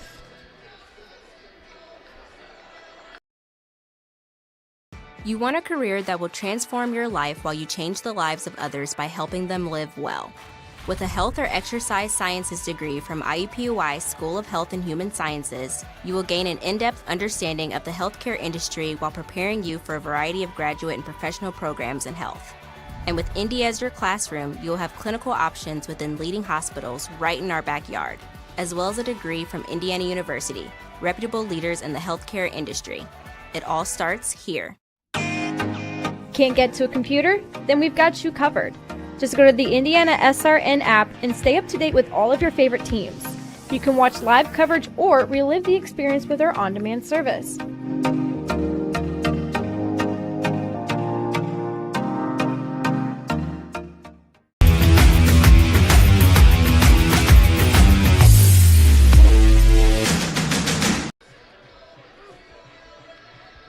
We are back. It is 7-4. South leading the North, and it looks like Grady Keplin from New Prairie is going to come into the game. He'll hit into the leadoff spot for Gavin Collins as Stosky made the last out. Tibbs still on the bump. Hey, fellas. Yes, sir. I got a Northridge guy here. I talked to Southridge, now Northridge, different parts of the state. Who you cheering for? Well, we're cheering for Team North, and that's where our son plays. What's his name? Gavin Collins. He's the left fielder. And how's the weekend been? A lot of fun? Been a lot of fun. Been great to see all these kids showcase their talents. You know, as seniors, they get to do a lot of this, and as dads and moms, grandma and grandpas, you get to see them all season. Is there a different atmosphere in their attitude playing in an all-star game? I think there is. I think a lot of these kids know each other and have bumped into each other throughout their careers, and so it's fun for them to get to see old friends and compete against one another. Especially summer baseball, because you're all over the state and all over the 3-state area, aren't you? we're really all over the country. We go as far south as Florida and as far as west as Kansas City. So we're all over the country. So where is he going to go to college? Gavin's committed to the University of Pennsylvania, which is in the Ivy League. It's a Ivy League school in Philadelphia. So he's got to be pretty smart, right? He does okay in the classroom, yeah. So I can't compete with him on the field or in the classroom. Thanks a lot, Dad. Same with me. All the talent to his mom and his brains as well. Is that what you're admitting on there? 100% correct, yeah. All right, great. Thanks for your time. Back up to you guys. Thanks, Coach. Brody Zimmer from McCutcheon hitting now, as it's his first plate appearance on the day. It's a fly out to right from Keppel, and this one's hit to third. Over to first. Did it pull him? Oh, yeah. It gets away, and he'll get to second. Yeah. As we'll go, they're probably not going to count errors, but we're going to say E5 anyway because I'm a purist. I like that kid. You know, he's heading to Indiana Tech, which I'm a big fan of. It looks as if Bryce Hanna from John Glenn is up at the plate, if I have that right. I believe so. Pretty stout kid right there, you think? Yeah, I'm sure he can put a charge in 6'4", 240. Another one heading to Indiana Tech. So 2 straight Indiana Tech kids. As we've got John Curl from Kokomo on deck. As the substitutions are coming fast and furious. Try and make sure we get all the names right, because we know you want to hear your kid's name or your grandson's name pronounced correctly, or we get it right. We are doing our best. Thankfully, I got the binoculars out, so that helps. So, you know, the old man eyesight can cause issues. It's definitely see Brady Yayer out at shortstop now for the South. And on that, demand. Right to it, yeah, right to him. 6'3". Picked over at first base by Singleton. Second out. That will be 2 outs, yeah, as Zimmer heads to third, and now Curl comes up to the plate.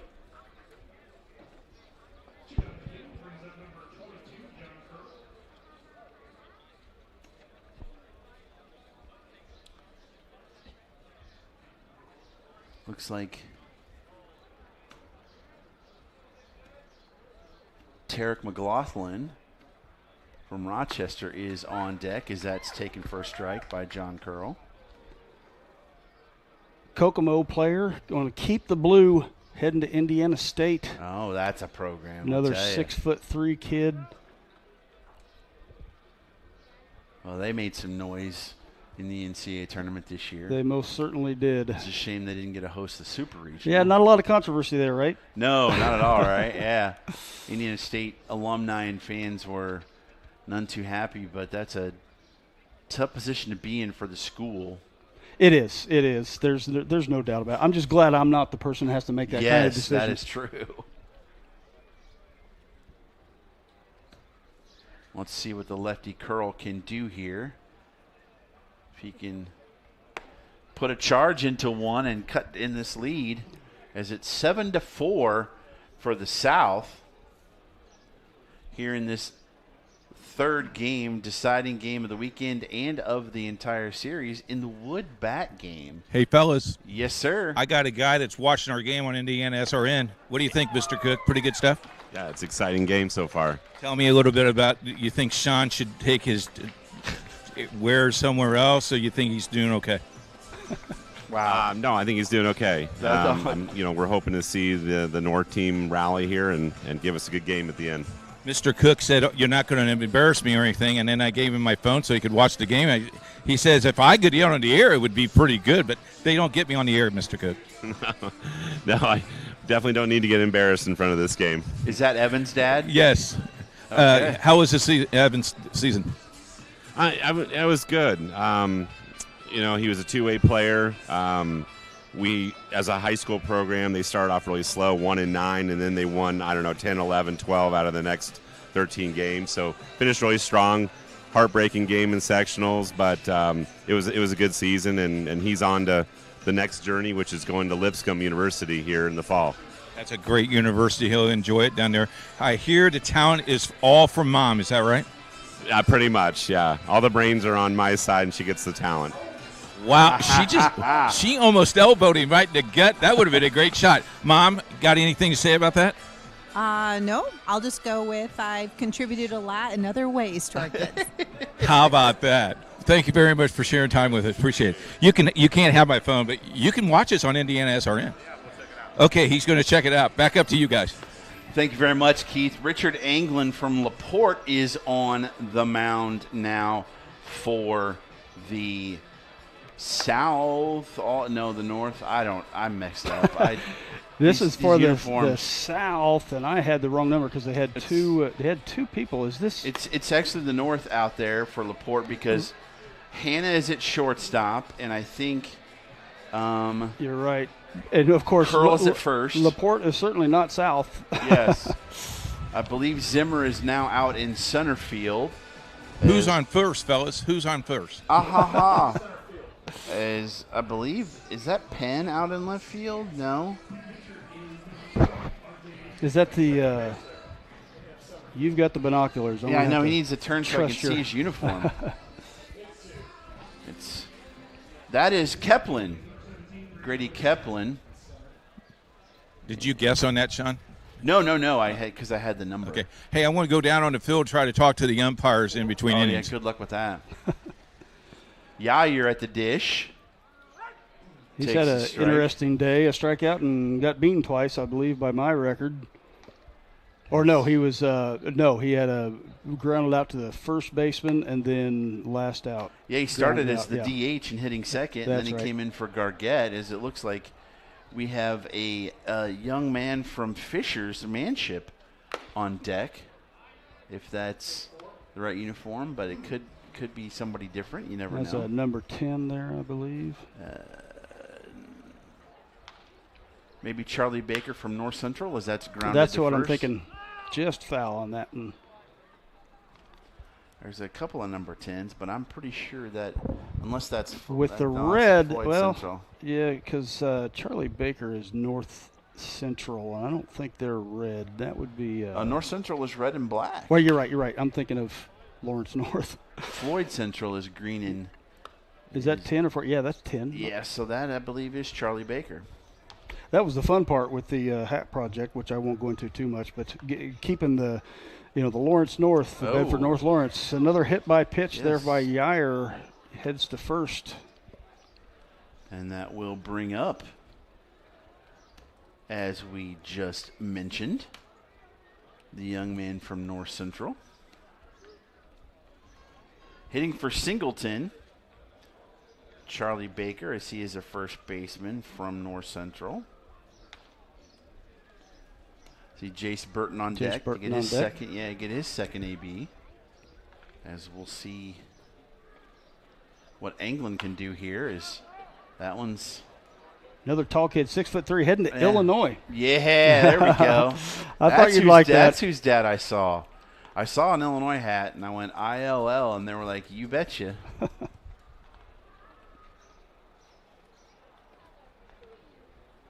So Anglin hits Yair, and now he's got Baker, and then he drills Baker. So now we got 2 hit by pitches. My goodness. I mentioned Indiana Wesleyan a lot earlier. It was Yair, who's at second base right now, who's going to Indiana Wesleyan. I mistakenly said that Alec Hirschberger was going to Indiana Wesleyan. He's going to Taylor, which is just we've got 2 kids, I think, going to Taylor here. The one thing about Taylor is we've got a break in the action here with Lloyd going out to talk to the pitcher. Taylor is the NAIA, and by the time D1 gets to their first game, Taylor probably already has 30 games in the books. So if you want to play baseball, you need to think the NAIA route because there's scholarship availability that goes beyond D1 and some great teams in Indiana. I think Colin Lindsay has taken over behind the plate. Yes.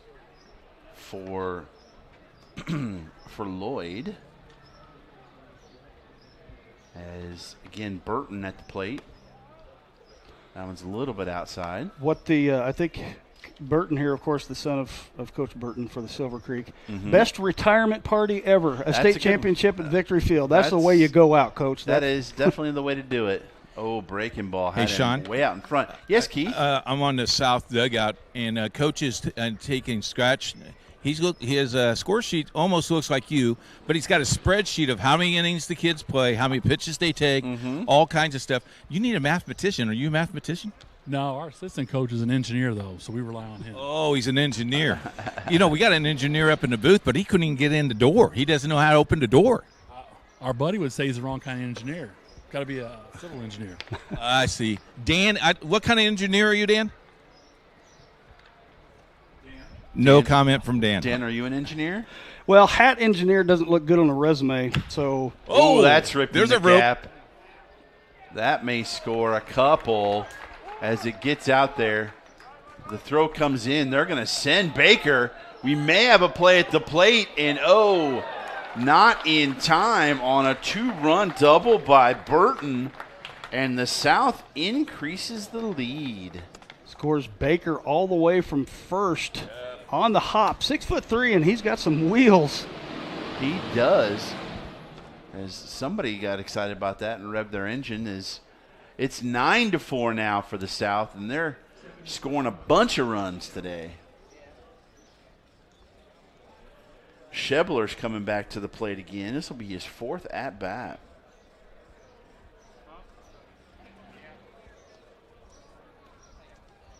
As the South is liking the Wood Bats, 9 runs on the board on 7 hits. Tell you, we were talking about the engineer. There is a symbiance of some type between engineering and baseball. You find it. Matter of fact, I think about the director of baseball operations for IU. And his name just left me, has 2 engineering degrees and a math degree. Before he was assistant, he came over from Wright State with Coach over to IU. Before he was coaching baseball, he was doing computational fluid dynamics for Wright Air Force Base. You go from that to being a baseball coach. Okay. So there is some symbiance That between is math and interesting. Interesting bit of trivia there for you. Speaking of engineers, Rose-Hulman has a lot of engineers. They do. And they are in the HCACs. That is flown out into left field. No advancement by Burton.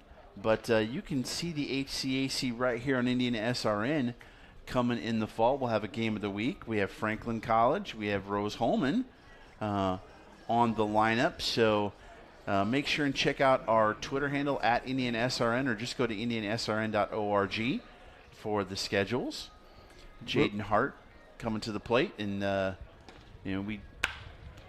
that's first pitch swinging. What a play! What a nice play! Holy cow!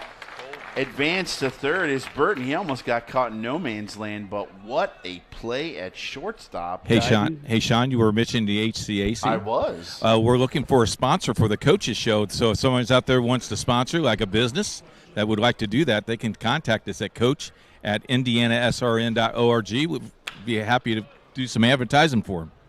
There you go. As that is grounded out to second, that was Stiller again. But 2 more runs come across the plate.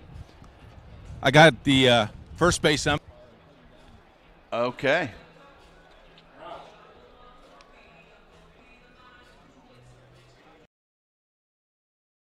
You want a career that will transform your life while you change the lives of others by helping them live well. With a health or exercise sciences degree from IUPUI School of Health and Human Sciences, you will gain an in-depth understanding of the healthcare industry while preparing you for a variety of graduate and professional programs in health.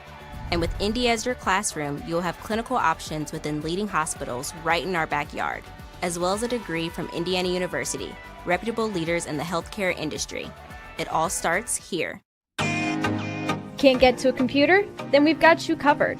Just go to the IndianaSRN app and stay up to date with all of your favorite teams. You can watch live coverage or relive the experience with our on-demand service.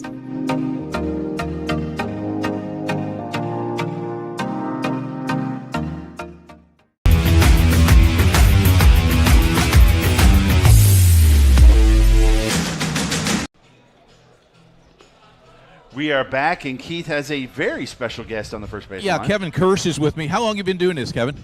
15 years. And how did you get picked on the All-Star team? It's just an honor to be picked to work this game with so many talented seniors. Most of these seniors are going on to play next year, and it's just an honor to be chosen to represent the umpires of the state of Indiana. IndianaSRN does a great job of promoting you guys. You do a great job. I did it for 25 years. Thank you so much for your time, and you guys are doing a great job. Do you want me to take over so you can get a Coke? Yeah, that'd be great. Go ahead and take over here at first base. We appreciate SRN for all your coverage of us. Well you don't want me to take it over. No, you don't. Thank you very much. We appreciate it. You bet. Kevin says you're not going to embarrass me, are you? I said, no, just watch this on replay. You won't get embarrassed. We'll see Anglin coming up to the plate now, as he's the one that made the fantastic diving play at shortstop in that top of the last inning. What a play by that young man. Laporte slicer heading to Huntington, which is where this game will be next year. He's, of course, Laporte's coached by Indiana Baseball Hall of Famer Scott Upp, as we have a play at first and just in time with as he tosses it over to Tibbs. Actually, I think that's Tarek McLaughlin from Rochester. Hey, fellas. The Zebras. You're right. That is the Rochester Zebras. Hey, real quick, I got the Westfield coach. He was taking off. What are you afraid of the TV? Terrified. Why? The fans around the world now see you. I got a face for radio. So do I. That's why they put me on the sideline. Well, there you go. Talk a little about your season this year. Had a good year. They always end a little early. We got beaten regionals, but 27 wins. I won't give any of them back. I noticed that you got a football in your dugout. Is that for exercise for your pitchers, or is that a new technique? Or no, we got a little two-hand touch going on here every inning. We're toughening these guys up. Two-handed touch football. You need a quarterback? No. Oh, you looked down. Thanks, Coach. I tell you what, I'm going to go down to every single line. I bet you they know who Fran Tarkington is. What do you think? Oh, my Lord, Keith. He's everything else. It's like these two on those 17. All I know is if I took a charge against Wiggins, I would be flat like a pancake. Everybody would. He's a stud, isn't he? Yeah, his mom told me to say that so he could get airtime. Back up to you guys. Thanks, Coach. Colin Lindsley from Westfield at the plate right now. He took over from Mo Lloyd behind the plate. Another good-sized catcher. He's heading to Gulf Coast State College. Oh, wow. That is going somewhere. Guess, go for the warm weather, right? Well, and out west. I mean, baseball is, it's as much as I love baseball in Indiana, it's, out west and down south, it's part of their blood. Yes. Looks like Cole Temple from Yorktown is on deck. More green represented with Yorktown. Yes, you can see the play here by McLaughlin, the replay after he grounded out in his AB, but full extension, just fantastic, perfect throw. That is textbook right there, and that is a high school kid making that play. That's just never ceases to amaze me. So now we got Cole Temple up. Runner on first, one out. Tibbs still on the mound for the South. Another kid staying in state, heading to Trine. All right. Is Cole Temple.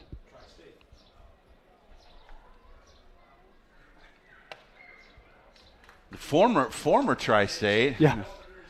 Former Tri-State, now known as Trine. Yeah. We're aging ourselves. I have a former student who is playing golf up there. We have so many good Division III and NAIA colleges in Indiana, not just baseball programs, but colleges. Oh yeah, I mean all the HCAC schools we deal with are just fantastic schools. I'm kind of partial to Yorktown because they're the only high school hat I own with the letter Y. So that's some great commentary right there. But that's when I do the fun little spelling things with my hats. I'm always using Yorktown if I have a hat. So that's thank you, Yorktown. We got a runner as Lindsay has the second. Great throw, but he had a good jump. A great jump, but from his knees, still with a decent throw. And I believe on deck we have Luke Burford from Crown Point set to hit. Another traditional just powerhouse program in Indiana is Crown Point. And a beautiful town. I don't know if you've ever drove through Yes. Crown Point, but it is just absolutely gorgeous. Oh, caught him looking. Cole Temple goes down, and that's the second out, and it will be up to Burford.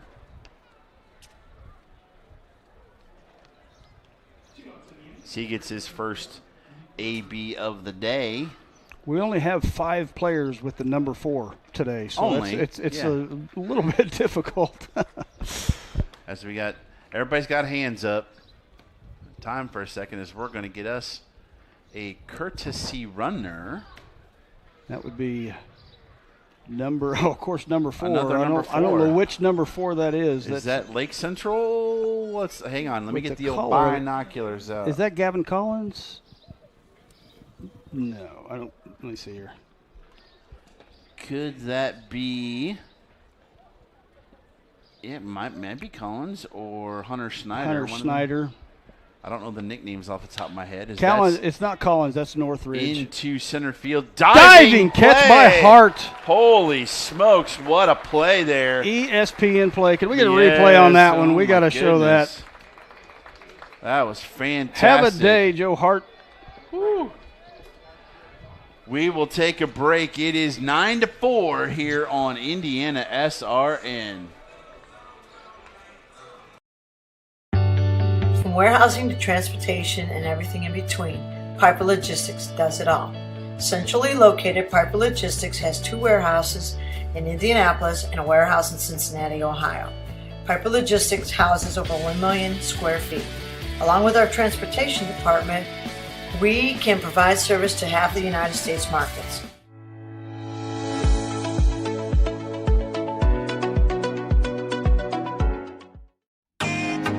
Can't get to a computer? Then we've got you covered. Just go to the IndianaSRN app and stay up to date with all of your favorite teams. You can watch live coverage or relive the experience with our on-demand service.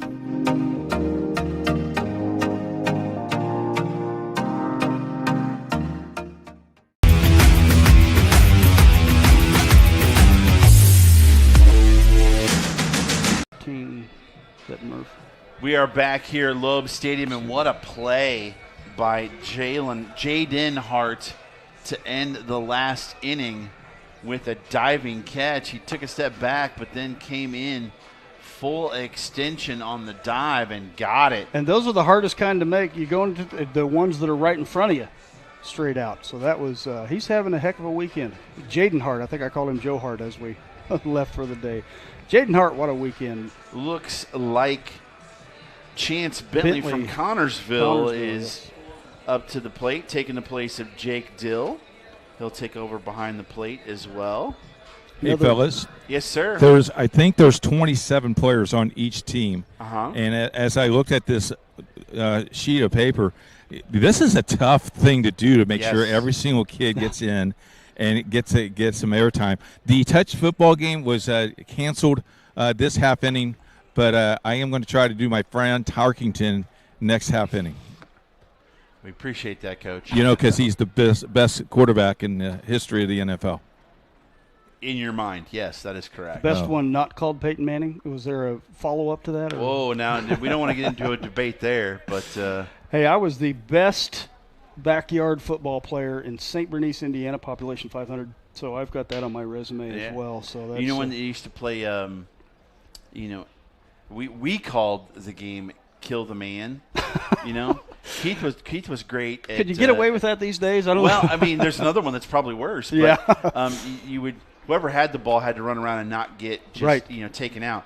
Keith was great at getting taken out. Well, I He love was the always fact that the kids are actually playing that. You know, as I look out here, and every one of these kids are a travel ball product, which I'm not anti-travel ball. I'm not saying that. As we get a rope down the line, that'll go foul though. But it's good to see people doing that. I wonder if kids just go out in the backyard. Do they play catch anymore? Hey, fellas, you're talking about the players, but every single one of these athletes are two-sport athletes. Which is a big point to be made. Tough play it short, and that gets through for a base hit. That's a huge thing to say. Oh, yeah. Well, you look at the stats, Keith, and, you know, they show that the more sports that you play, like literally, the better that you do in school. And Well, and you can see it with the kids, too. You can tell they're athletes. They're athletes first. They enjoy the game second. And I think that's another big point to go on top of that, Keith, is if these guys don't enjoy playing baseball, they're never going to get better at it. But I think we're missing the whole entire point. It teaches them to be a good citizen. Yep. Yes. And it teaches them to be a great dad because they understand, because when they come up and they get older and they start maturing, they start having kids of their own, they understand the whole entire concept. And I like the atmosphere. You talk to these parents, they love that their kid is playing 2 or 3 sports because it's going to shape them to be a better human being. That is very true. Amen. Just adds the Drew responsibility. He's going to run this out. We got to play. He's throw's not even going to be made. He's got 2 singles, 2 at-bats, 2 singles. Doesn't get an RBI on that one, but he does advance the runners. And now 2 men on with nobody out. And he just told the first base umpire, that's the best hit I had all year. As Drew Culbertson's going to hit again here in the DH spot. So they have a sense of humor as well. Yeah, well, sure they do. You have to. Culbertson taking the AB. Big day yesterday, like we talked about earlier.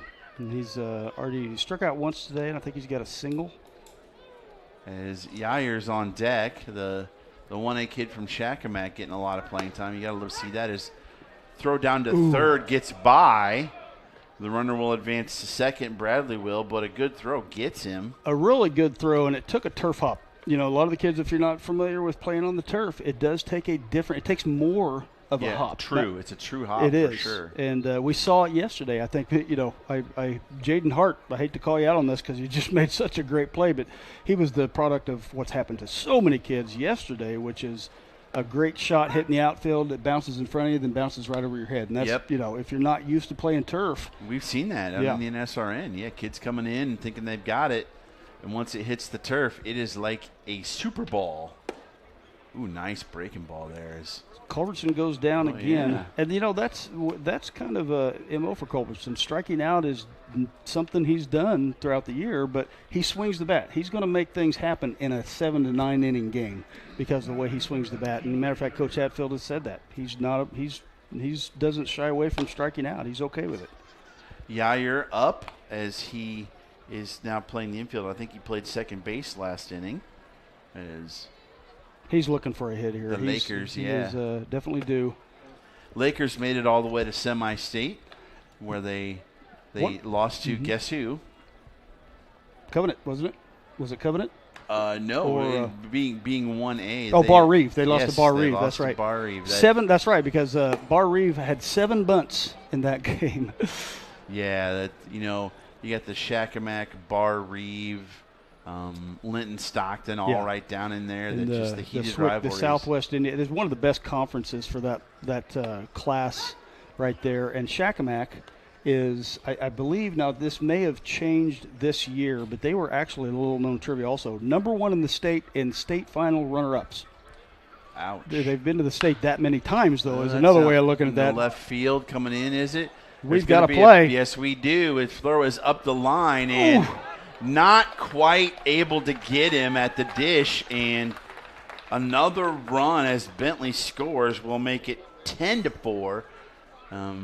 That was a good baseball play, though, all around. Yes. It was a good hit to score the runner, a good throw, but the runner was just a little bit faster, and that's good baseball all around. Now Baker getting his second at-bat. Oh, need to put that might want to put that in my scorecard. There we go. As that's 2 outs, as the ball gets just a little bit away. Looks like we got another hitter on deck. And I believe that is Carter from West Vigo, and this kid. Carter Murphy, yes. Yeah, another kid that can just flat rake from West Vigo. He's also going to Indiana State. And not too far. Yeah, just right around the corner for him there at West Vigo. The Vikings, of course, coached by DeGroat, and what almost like the first family of baseball. Just can't say enough good things about the DeGroat family at West Vigo. I played against their dad, Steve DeGroat, who's in the Indiana Baseball Hall of Fame, when he was coaching there. Then, of course, they have Corey and and all of their kids. Another That's great a hit rip. here by. We'll see if it's in the gap, and it is tracked down by Zimmer in center field for the out. But he put a charge into that one. But they get another run to make it 10-4 as we head to the bottom of the 7th here on IndianaSRN. From warehousing to transportation and everything in between, Piper Logistics does it all.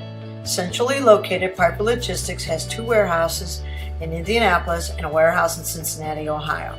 Piper Logistics houses over 1 million square feet.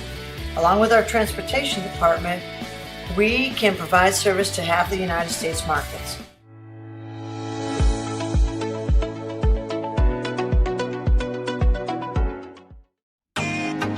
Can't get to a computer? Then we've got you covered. Just go to the IndianaSRN app and stay up to date with all of your favorite teams. You can watch live coverage or relive the experience with our on-demand service.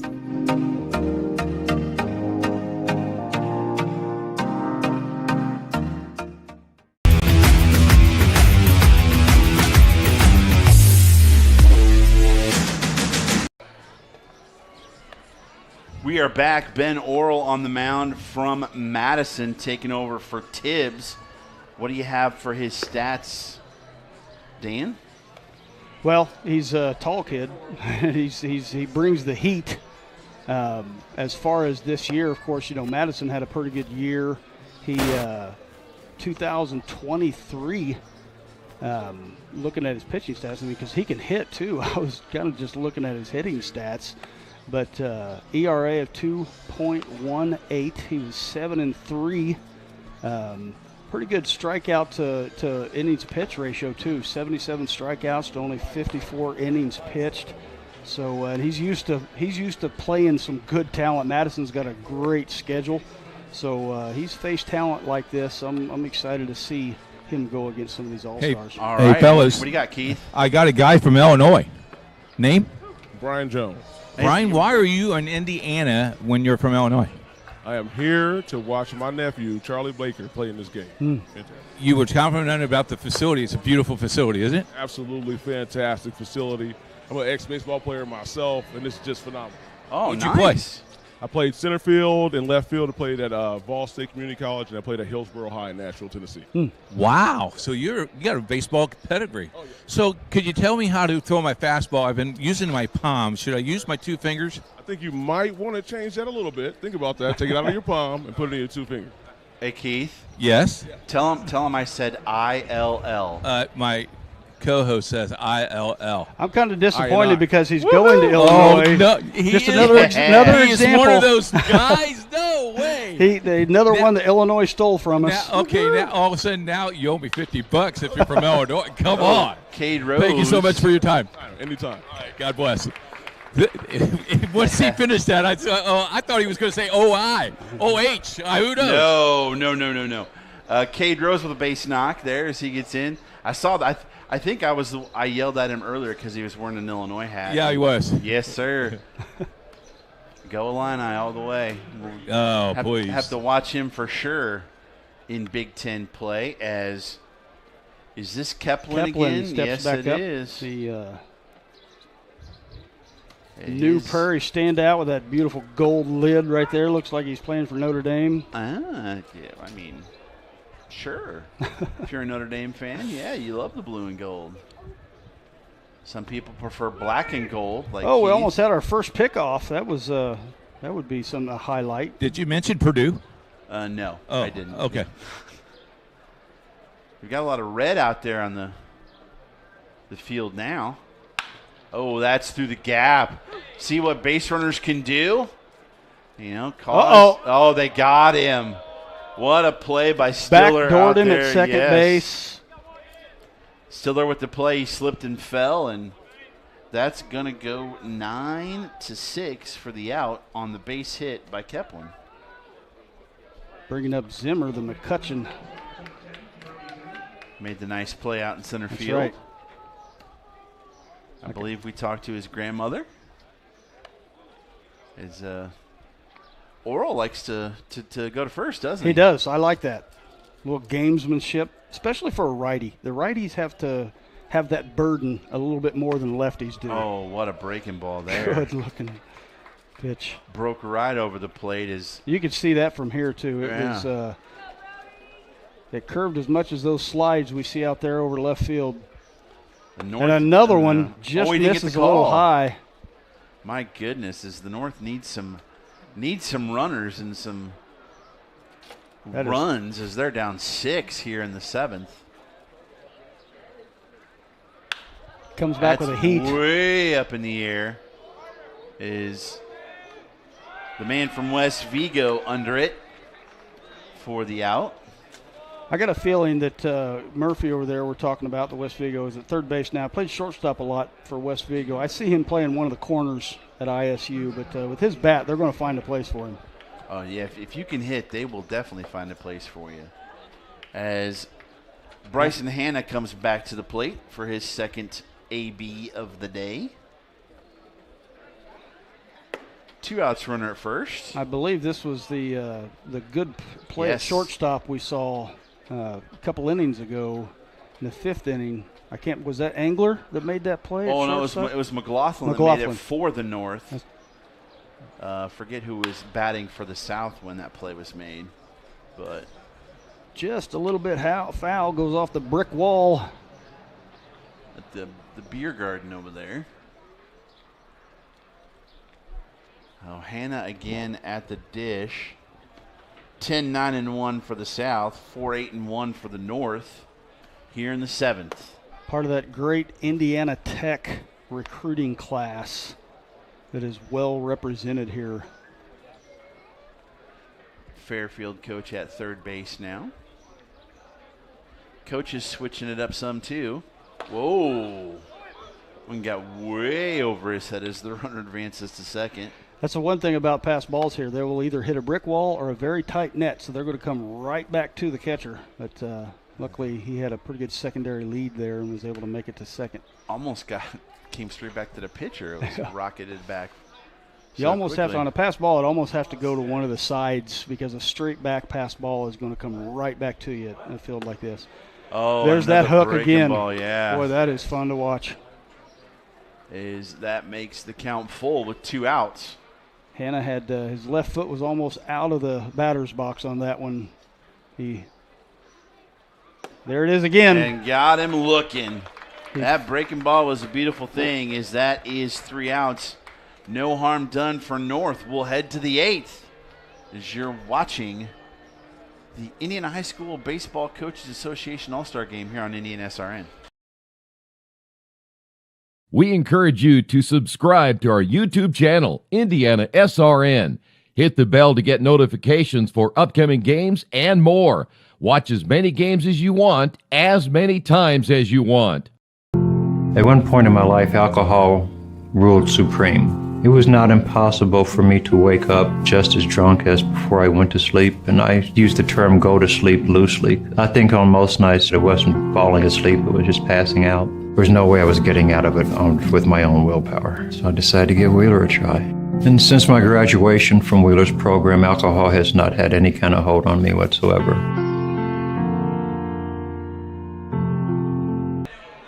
As we head back to the 8th, fellas, I had a whole entire choir ready to take me out to the ball game, but they left me, and I know that I'm not allowed by my contract to sing that anymore since I butched it up so bad. I'm in during the HCAC tournament. So just think that I had a choir. They said no, and they ran. That's okay, Keith. I don't understand why they would run against me. I didn't need my ears to bleed again, so. I didn't know we were playing 9, fellas. I thought it was done. No, we're playing 9. I got you. As we have Carter Murphy set to lead off. New pitcher on for the North. That would be Christian Pownell of Western. It's a lefty. Gets to face the righty in Carter Murphy. Another kid that brings the heat right here. Another one that we were talking about. We had the interview, Keith interviewed Coach Berryman earlier. The Hoosier Conference champions, not the Hoosier Crossroads, just the Hoosier Conference. Mm-hmm. Western was this year. They were 9-0 and 24-5 on the season. Big reason was this guy right here, Christian Pownell. This is going to be a good matchup right here. This is entertaining. Baseball is not boring, folks. You have got a Division I player at bat, and then you've got Christian Pawnall going to Ohio State. So you've got Ohio State versus Indiana State right here in this matchup. That's pretty good. Bringing the heat a little high. Yes, he is. This is Murphy at the plate, and we have on deck, I believe it is Brett Sherrard from Bloomfield getting a shot. As that is fouled off to the right side. As these kids can definitely play, and you're going to get a chance to play, and if you're getting a scholarship or partial scholarship, helping to pay for your education, you got to love that. And, you know, we talked about the fastball so much. These kids have seen fastballs so much, and they will eat up a fastball. They can hit fastballs, that is for sure. But like our man Oral showed us, if you got a good curveball, you can get guys out as well. Oh, through the wickets. And that's going to go all the way to the wall. Can the big man make it all the way to third? The big man can move. This is why he played shortstop this year, folks. He is a strong kid. He looks like a linebacker, but he has got some legs. And he takes that single, stretches it into a triple as it goes between their legs. Yeah, he can. It's like a big man touchdown in football. He gets rolling. He's pretty quick. Well, you had a 90 miles per hour pitch, and I guarantee you it came off his bat 90 to 100. Oh, easily. So, yeah. As the Yorktown product had an issue there at short, as that curveball from Pownall takes a strike. As we said, this is Brett Sherrard from Bloomfield. Another program down there, by Shakamak and all that. He's got a great program. I think he's heading to Butler, which I like to see that. Butler's got the new young coach there. They're going to be a team on the rise, and I like this kid right here. Nate Simpson on deck. Going to be the DH from Avon. He started in the outfield. Another good breaking ball, yeah. Lefty on lefty, and see what Sherrard can do here now that he's seen the curveball. There it is again. Yep. And a good heads-up play by the catcher. That is heads-up baseball right there, and that's why I like catchers. Well, if you didn't see the shake, though, he dared the guy to come. Yes, he goes, come on. Yes, he did. I got you. He pump faked him. He was a total Peyton Manning pump fake right there. Keith. Yes. Catchers are the smartest players in the field. That's why I played catcher growing up. Oh, I thought it was your brother. We both did. Oh. Yeah. Hitting lefty is Nate Simpson, drives in the run as goes to 11-4 now with the South saying we're going to make a point that we are going to break the tie here. And this, we talked about at the beginning that it was they broke the game for this weekend, but it was a tie all time as well. All right. That will do it, as I believe this is Stiller from New Pal still. Had the back pick that got it. This is the third coach it has. Pownall threw it away. And Simpson heads down to second, and he's safe. So, Coach, tell me a little bit. Is the turf slick? Because it seems like it's real slick. You slide different than what you would on dirt, that's for sure. It's something that kids have to learn, and it is, I guess, lack of better terms, slick. Yeah. Talk a little bit about it. That's real good.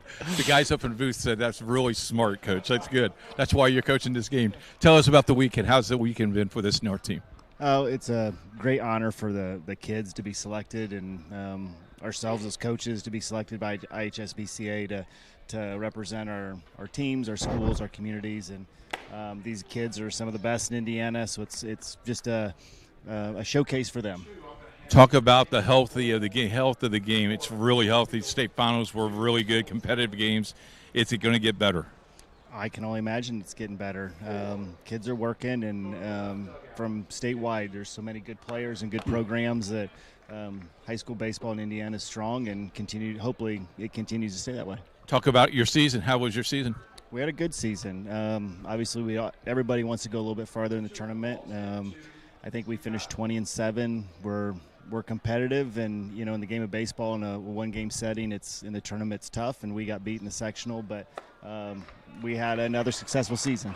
Tells you how competitive some of those sectionals are as well, because on a given night, everybody can beat everybody else. For sure, and that's at a lot of sites around the state at all levels that I've said for years it's hard to advance in any sectional, in any sport, because tournament play is just different. Somebody told me once, Bob Level once told me that the toughest thing to do is to win a sectional game. You've proven that. This season's proven that to a lot of people. Oh, for sure. Just the things that can happen in a game of baseball makes it tough to begin with, and then there's so many talented players that challenges teams as well. Okay, you've been on TV for about 2 minutes. Got anybody to say hi to on the replay? Because I know you're going to go back home and watch this. It's a big crowd, I'm sure, that's streaming this and be listening, so maybe I'll have to catch it later. Yeah, I hear there's over like 1.7 billion people watching. I'm sure I probably would have guessed a little bit more than that, but maybe check the stats later on that. Well, it's all me, Coach. It's the personality. It's the good looks, the personality. It's all it goes. Appreciate it. I owe you $10. Back up to you guys. That was Dave Ginder from Fort Wayne. One of the best right there. I tell you what, I can't say enough good things about him and the program he runs up there in Fort Wayne. I love seeing Fort Wayne stay strong in baseball because they have roots and history up there that go deep. And one of the reasons they're still successful up there is because of that guy we just heard from right there. Wes Stiller struck out, and now Chase Bentley is at the plate with 2 down, 1 run in, making it 11-4 South. Drew Bradley from Jasper on deck.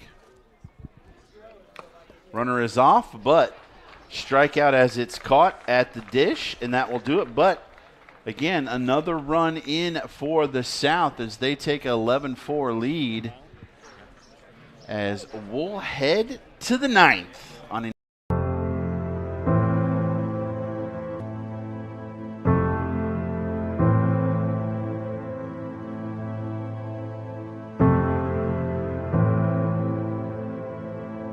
Calling officials cheaters or corrupt, it's not a game. Insulting referees, it's not a game. Threatening officials, it's not a game. Berating young umpires, learning the ropes, it's not a game. Violent language in the stands, it's not a game. Verbal abuse from the sideline, it's not a game. Screaming at a referee in the parking lot, it's not a game.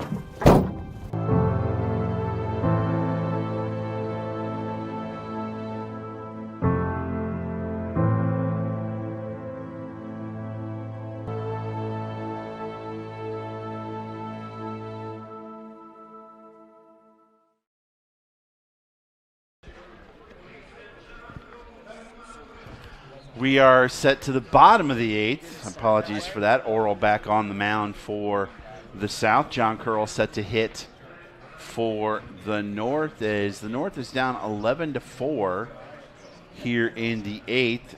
We are playing 9 innings. I know maybe you're like, why are we still playing? Well, that's because we're playing 9 and not 7. And 9 innings on a single game day is better than 9 innings on a doubleheader day. I'll take 24 innings. I'll take 5 games on a day like this. Yes. You're talking to the fan here that's sitting in air conditioning with the best view in the house right here, and I get to talk baseball. This isn't any fun at all, Sean. I don't yeah. It's rough, isn't it? This is a tough gig. As Curl will come to the plate from Kokomo. Hey, the guy next up to bat is from the Zebras. You know what school that is? Rochester. Yes. Rochester. One of my favorite hats in all of baseball right there, the Rochester Zebras. First time I ever refereed up there, they had black and white striped fans everywhere, had black and white shirts on. He made a great play at short earlier. He did. I was going to talk to him, but he said no comment.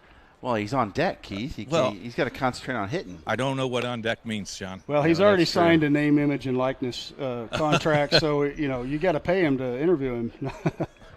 It's because you never got to hit growing up, Keith. That's why. That's why you don't know what the on deck circle is. You're being awful mean, Sean. You know I love you. I think that was that Justin. You got the aviator hat now. I'm trying to figure out how I can get one. Ooh, I've got 10. Okay. Send your card to letter to Dan Hill in care of IndianaSRN. I've been up to Kokomo twice and still never got a Jackrabbits hat. I got them and the proverbial selfie with the owner when I got the Kokomo Jackrabbits hat. I call it the Indiana Starter Pack that I send all my hat collector friends. I'll send them an Aviators, a Jackrabbits, all the Indiana teams. I sit because they say they have great baseball, so I send them our hats from all over the state.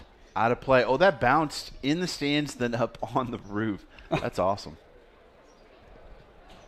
Should I climb up there and get that? Yeah, just jump on up there. Okay.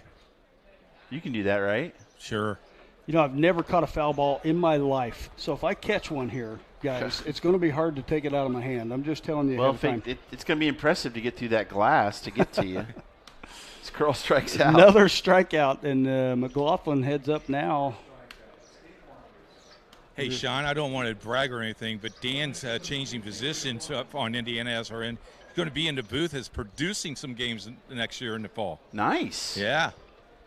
Hey, lots of things going on at IndianaSRN. Our producer, Jerry Collins, is going to be teaching him this week. I think he's got 2 sessions with him. Sweet. I'm excited about it. Look at that rip right there. Knock. Yes, sir. That's why I love the sound of wood bat baseball right there. You could hear that all the way up here through this bulletproof thick glass we have right there.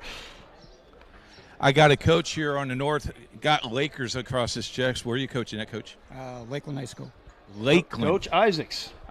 Yeah. Tell him the hat guy said hi. Hardy the hat guy said hello. Tell him hello. That's $10, Coach.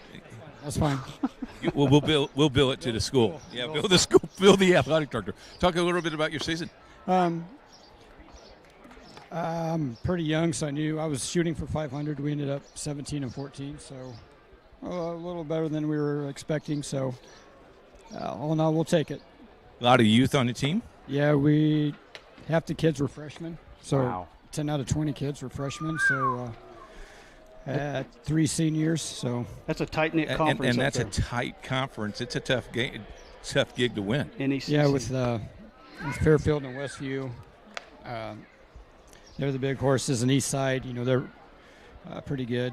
They were at state a couple years ago, and Owen Willard was MVP of this game last year. So yeah, it's a couple big horses there. Talk a little bit about the weekend. How fun have you had? I came down here just trying to, learn from Coach Gender. I respect him a lot, from Carroll. And just, you hear about these players. You don't get to see them all. We're kind of stuck up in the northeast corner, so I don't get to see them all. So I just wanted to, take it all in, learn from the kids, learn from Coach Gender, and just enjoy the weekend. That's going to be trouble. It's been a great weekend. Hey, look at that shot. That's nice double shot, from Collins, Lindsay. real impressive.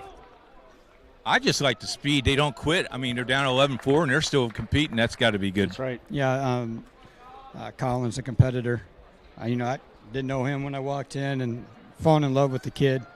And I think definitely has the best uniform here. I love that Rock City uniform. One of the things I love is every single coach has a program because they look at the kid, then they look and find out who his pitcher is, so you know who the kid's name is. Because you only get to see these kids one or 2 times before the games. Yeah, Dean. You hear about Dean, but we never got to see him. So I wanted to see him, and luckily we get to work the state final. So I got to see Lehman from Penn. So yeah, it's just see these pictures, and I'm just trying to take it all in right now. Now you know why I love doing this, because it's like a kid in the candy store. Thanks so much for your time. Thank you. Back up to you guys. Thank you, sir.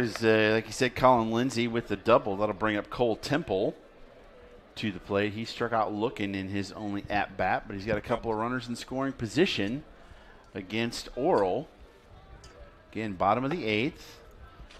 Tell you, 11-4. I didn't want to bother you, Keith, but I tell you the Lakeland Lakers have one of the best uniforms and best hats in all of baseball. You should see his shoes. Yeah. They match the uniform. The shoes are awesome. They are awesome. As a shoe guy, yes, sir. I like that. As Temple strikes out, so now 2 outs, and Luke Burford will come to the plate from Crown Point.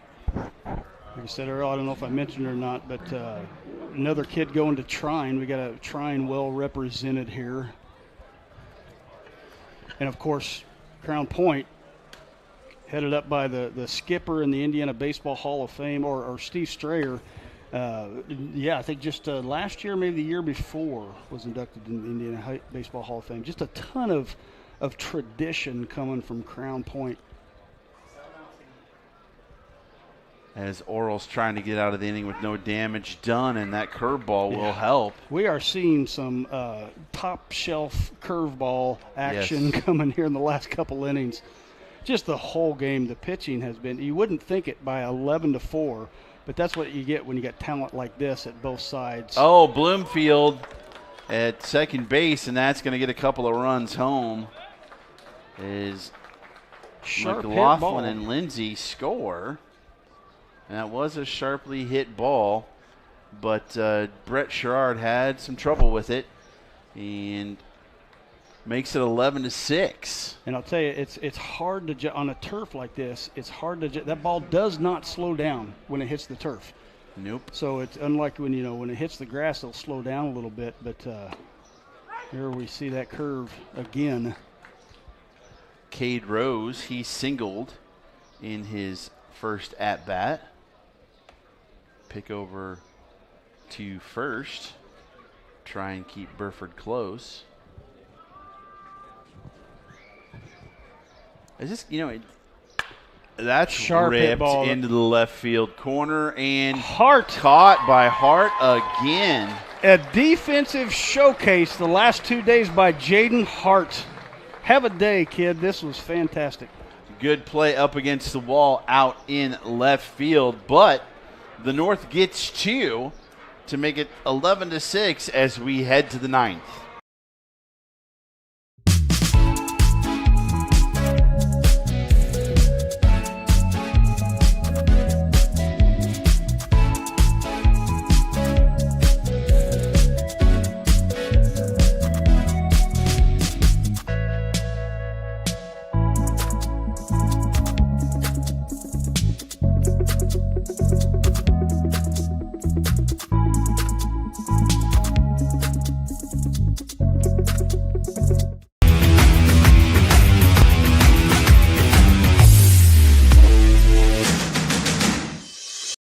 We encourage you to subscribe to our YouTube channel, IndianaSRN. Hit the bell to get notifications for upcoming games and more. Watch as many games as you want, as many times as you want. Okay, I'll go get you a Coke.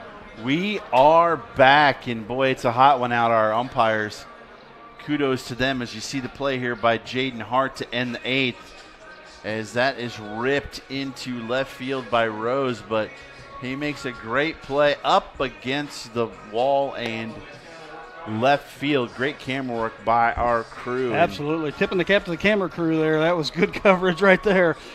Third great catch by Hart this weekend. He's had a heck of a weekend at bat and in the field. Double tip of the cap to the umpires. Absolutely. It has been a hot one out there for them today, as Pownall will come out for his second inning of work. Drew Bradley leading off from Jasper. Heading to Rend Lake. Just another product of the Hall of Fame coach Terry Gobert. Of course, Jasper is just loaded with Hall of Fame history. That pitch is low for ball 1. Yeah, you walk into the gym and you see Michael Lewis and Scott Rowland, and they have had some pretty good guys come through there. That's got to hurt. Right in the foot. Ouch. As an old man, that would, I'd be in a wheelchair at this point. That's going to affect us a little bit more than I think it affects him. For sure. I think we're going to have a hitter coming up here in a second. Trojans, that's another Center Grove, number 20. Jacob Murphy. Yep, Jacob Murphy. Yayer's on deck. Haven't seen either of the HSC kids, or Fishers, today. Not in this game. They especially I think the pitcher for Hamilton Southeastern got some action yesterday. But Jacob Murphy, Ty Bradle. known for his. I call Jacob Murphy. I call him Mighty Mouse. As on the mound, he's only 5'8", but he has an absolute cannon. Oh, chopper! That's going to be a tough play if it stays fair, and it's going to. As Hannah picks it up, and they almost back-picked at second. Another. So now runners on as the South just keeps on trucking. You can see it just right there at the ditch. Oh, there. Yikes. Ouch. You're going to stick your foot in the ice bucket after that one. Brady Ayers he wants a hit here. Good. That is in for a strike. Man, we have just seen some great pitching. With all the science and technology of baseball, I mean, 10 years ago, you didn't have this many kids throwing 90. Oh, yeah. But also command and composure on the mound. Starting off, we saw it with Alec Hirschberger. It's just the composure of a seasoned veteran. That one's a little bit inside of Yair as he's up with 2 guys on and nobody out here in the top of the 9th. It is 11-6. South. Wide corner there, but it is an all-star game and the umpires are hot. I do not blame them. That's an all-star strike zone, and I'm okay with that. Swing the bat, fellas. I love it that you've got coaches from both squads chit-chatting over there in the third base coach's box. It is a exclusive club, not one that. Not that everybody gets an opportunity to do. This is special for them too. Close. Absolutely, they are close to each other. That's for sure. As Charlie Baker is set to hit, the Illini commit comes up with 2 runners on. You had to put that in there, didn't you? You betcha I did.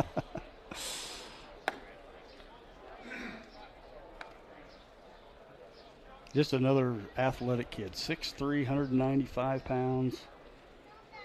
Strong arm, good at bat. Hate to say it, but Illinois' got a good one coming their way. That's down the line. Nice play by Hannah. Touches the third base bag for 1. And the throw over to first. Snagged by Curl. What a play by Hannah for the double play. My goodness. Speechless. That was fantastic. We'll take a break. Burtner Electric Incorporated has been proudly serving our residential and commercial customers with quality electrical repair for over 33 years. We are fully licensed and insured in electrical wiring and electrician service packages. You'll receive a competitive assessment whether you're a homeowner or a business owner, first-time or long-time customer.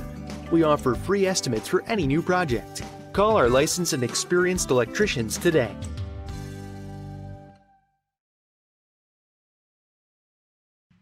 Can't make it to the game? We've got your back. Just go to www.IndianaSRN.org and tune in to all of the live action or go to our on-demand service and relive your favorite moments.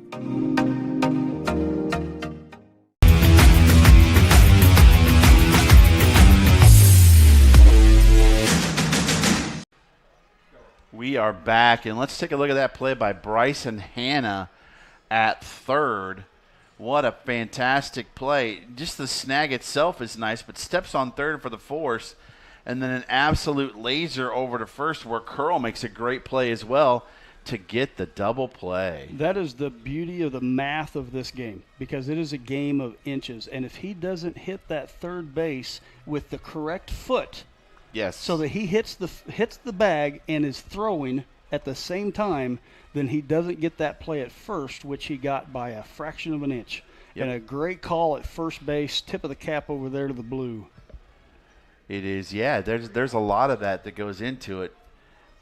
Rounding bases, hitting the corner of the bag with the correct foot, and just all kinds of that things. That is hours of practice that gets put into one play right there. It is. As Grady Kepplin steps up to the plate. They need 5 to tie and 6 to win, does the North. As Oral is set. There's that good curve. He checked his swing, but he had him thinking about it. Oral is just he's throwing more junk than Sanford & Sons up there. He has got some curves, just like he threw a ball into a hurricane. The Madison Cub, as he gets a high pop-up in the air. Out in right field. That's it is caught by Connersville kid. Is that Stiller Stiller? Yeah. From New Pal. New Pal. That's one down as Jaden Hart's back in center. So now we have Brody Zimmer, at the plate. Another short drive for the McCutcheon kid to get here. Gotta like that. Short drive for this one. A long way to get here, though, talent-wise. Yes. So tipping my cap to all, 60 almost kids, 27 on each side. I'll let somebody more qualified 54. do that math. 54. But then with the coaches, Yep. you got 9 guys there, so that's 63 all, and the umpires. A lot goes into this. Yes. So I got to tip my cap again to the IHSBCA. Brian Abbott and his crew. There's so many of them you can mention. Coach Hanna, Coach Edwards, of course, Coach Berryman. So many people part of the IHSA that work all year to put this special event together, which includes the Futures game, which starts the whole week off, where they have the underclassmen. And, man, do we have some underclassmen. Yeah. Folks, talking about next year's, we have Zimmer goes down on strikes for the second out. We're down to our final out, and it's the big man, Bryson Hanna. I just completed the double play. That's right. Let's see what we have here. Yeah, we're down to our final out. We certainly have a future with all the underclassmen that are coming up next year. I talked about Vanderwood from Indiana Christian, one of the top players in the country. You also have Mason Barth of Andrean, one of the top players in the country. So we have talent galore. So the future of baseball in Indiana is in good hands. It is, and a lot of great coaches as well. We'd like to thank Loeb Stadium for hosting today. It's been fantastic. And that one's going to take a piece. Ouch! Out of Bentley.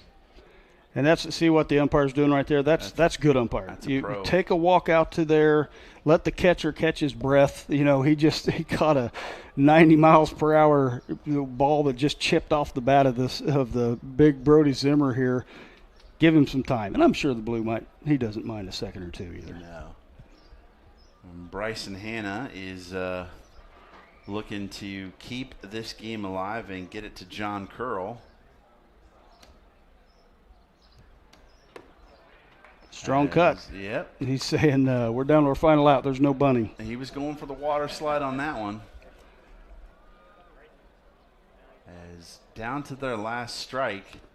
Oh, he fought it off. Stays alive on a Yes. good-looking curve. I just can't talk about that enough. There's nothing about this angle that I'm setting at right here because I love the beauty of pitching, just the psychology of it, let alone the physics. Right. Oral does not get that curveball. I think he's seen it enough now to know he can hang off of it. But I wonder if he's setting fastball here or he's just going to, at 3-2, he's going to take anything he can hit. Yes, sir. It's a full count here, 2 outs. That one's fouled out of play. That one's heading over for some I didn't custard. realize Hannah's sporting a goatee there. I'm glad to see, as an 80s kid, I'm glad to see that come back. Man, get some students that can grow a better beard than I can. And he walks. I would not be able to take that pitch. That was a good eye right there. That is a seasoned veteran at bat is what that was. So Curl gets another shot. The lefty from Kokomo. Speaking of baseball history, Kokomo, there's another interesting fact for you. What school, now that I've already probably given you the answer, what school in Indiana do you think has put the most players in Major League Baseball? Yep, Kokomo. Kokomo. All right. They're going to get a pretty good basketball player sent off to college here next year. Flory Badunga, as that pitch is in for a strike. Again, if you want to put some kids on TV, contact Keith. His email address is coach@IndianaSRN.org, because that's a base knock out into left field. And we'll talk to you about what IndianaSRN can do to put your team, your squad, on the airwaves. Trust me, it is affordable and reaches a lot of people. And if you're just a sports fan, in the fall, you will have all kinds of high school and college football on IndianaSRN. And, I got to give a plug to you guys. You guys know for letting me come in here and sit with this great view and talk to you, Sean, all day. This has just been a blast. You guys, nobody does it better. You've got the great coverage. Another tip of the cap to the cameraman over there on my right, that you just don't find coverage better than this. And as the self-proclaimed biggest fan of high school baseball in Indiana, I absolutely love it. Terrence McLaughlin, as that one's up in the air. No, Yair is going to get it, and that will do it. The South defeats the North 11-6. Great game by both squads. The South wins 2 of the 3. We're going to have a player of the game here in just a second. As I'd like to make sure and thank our cameramen Nick Lewis and Kyle Roan. Appreciate them. Keith Myers on the sidelines. As you see the handshake, and look at all those uniforms. My, oh my, you gotta love it. As these gentlemen are officially finished with their high school careers. Many of them headed on to play somewhere else, but if they're not, I'm sure they have loved every minute of their baseball experience in high school. They're taking a couple days off, and then they're getting right back at it. Yeah, probably in doing travel ball for sure. But the coaches all shaking hands. It's just been a fantastic time here at this great stadium in Lafayette as we see the directors heading towards home plate to hand out the award. We'll keep it on. We'll try and listen for the public address to get that announcement. As, you know, these kids have, you know, sure they go to different schools, but they know each other for so long and play together for so long. So here's that announcement. First of all, I want to thank everybody for coming. Coach Berryman holding the award will be giving it out. Here at Logan Stadium in our facility. Congratulations once again to the All-Stars. You guys put on a great show this weekend. You guys have been tremendous competitors and great young men. We wish you the best in your future as you go to your next steps. We are going to announce the winner of the North-South All-Star Most Valuable Player. I've got Coach Ryan Berryman here on behalf of the Indiana High School Baseball Coaches Association to help me do so. The winner of the 48th North-South All-Star Series Most Valuable Player, outfielder Nate Simpson from Avon High School. Nate Simpson from Avon High School. And an outstanding catch in left field that's good enough for Sports Center. Congratulations, Nate. Congratulations to Nate from Avon as he wins the MVP of the tournament. And what a season for IndianaSRN and high school sports. This is our last event of the high school season. And for Dan Hill, I am Sean Kroll. Thank you very much for joining us. Good night and God bless.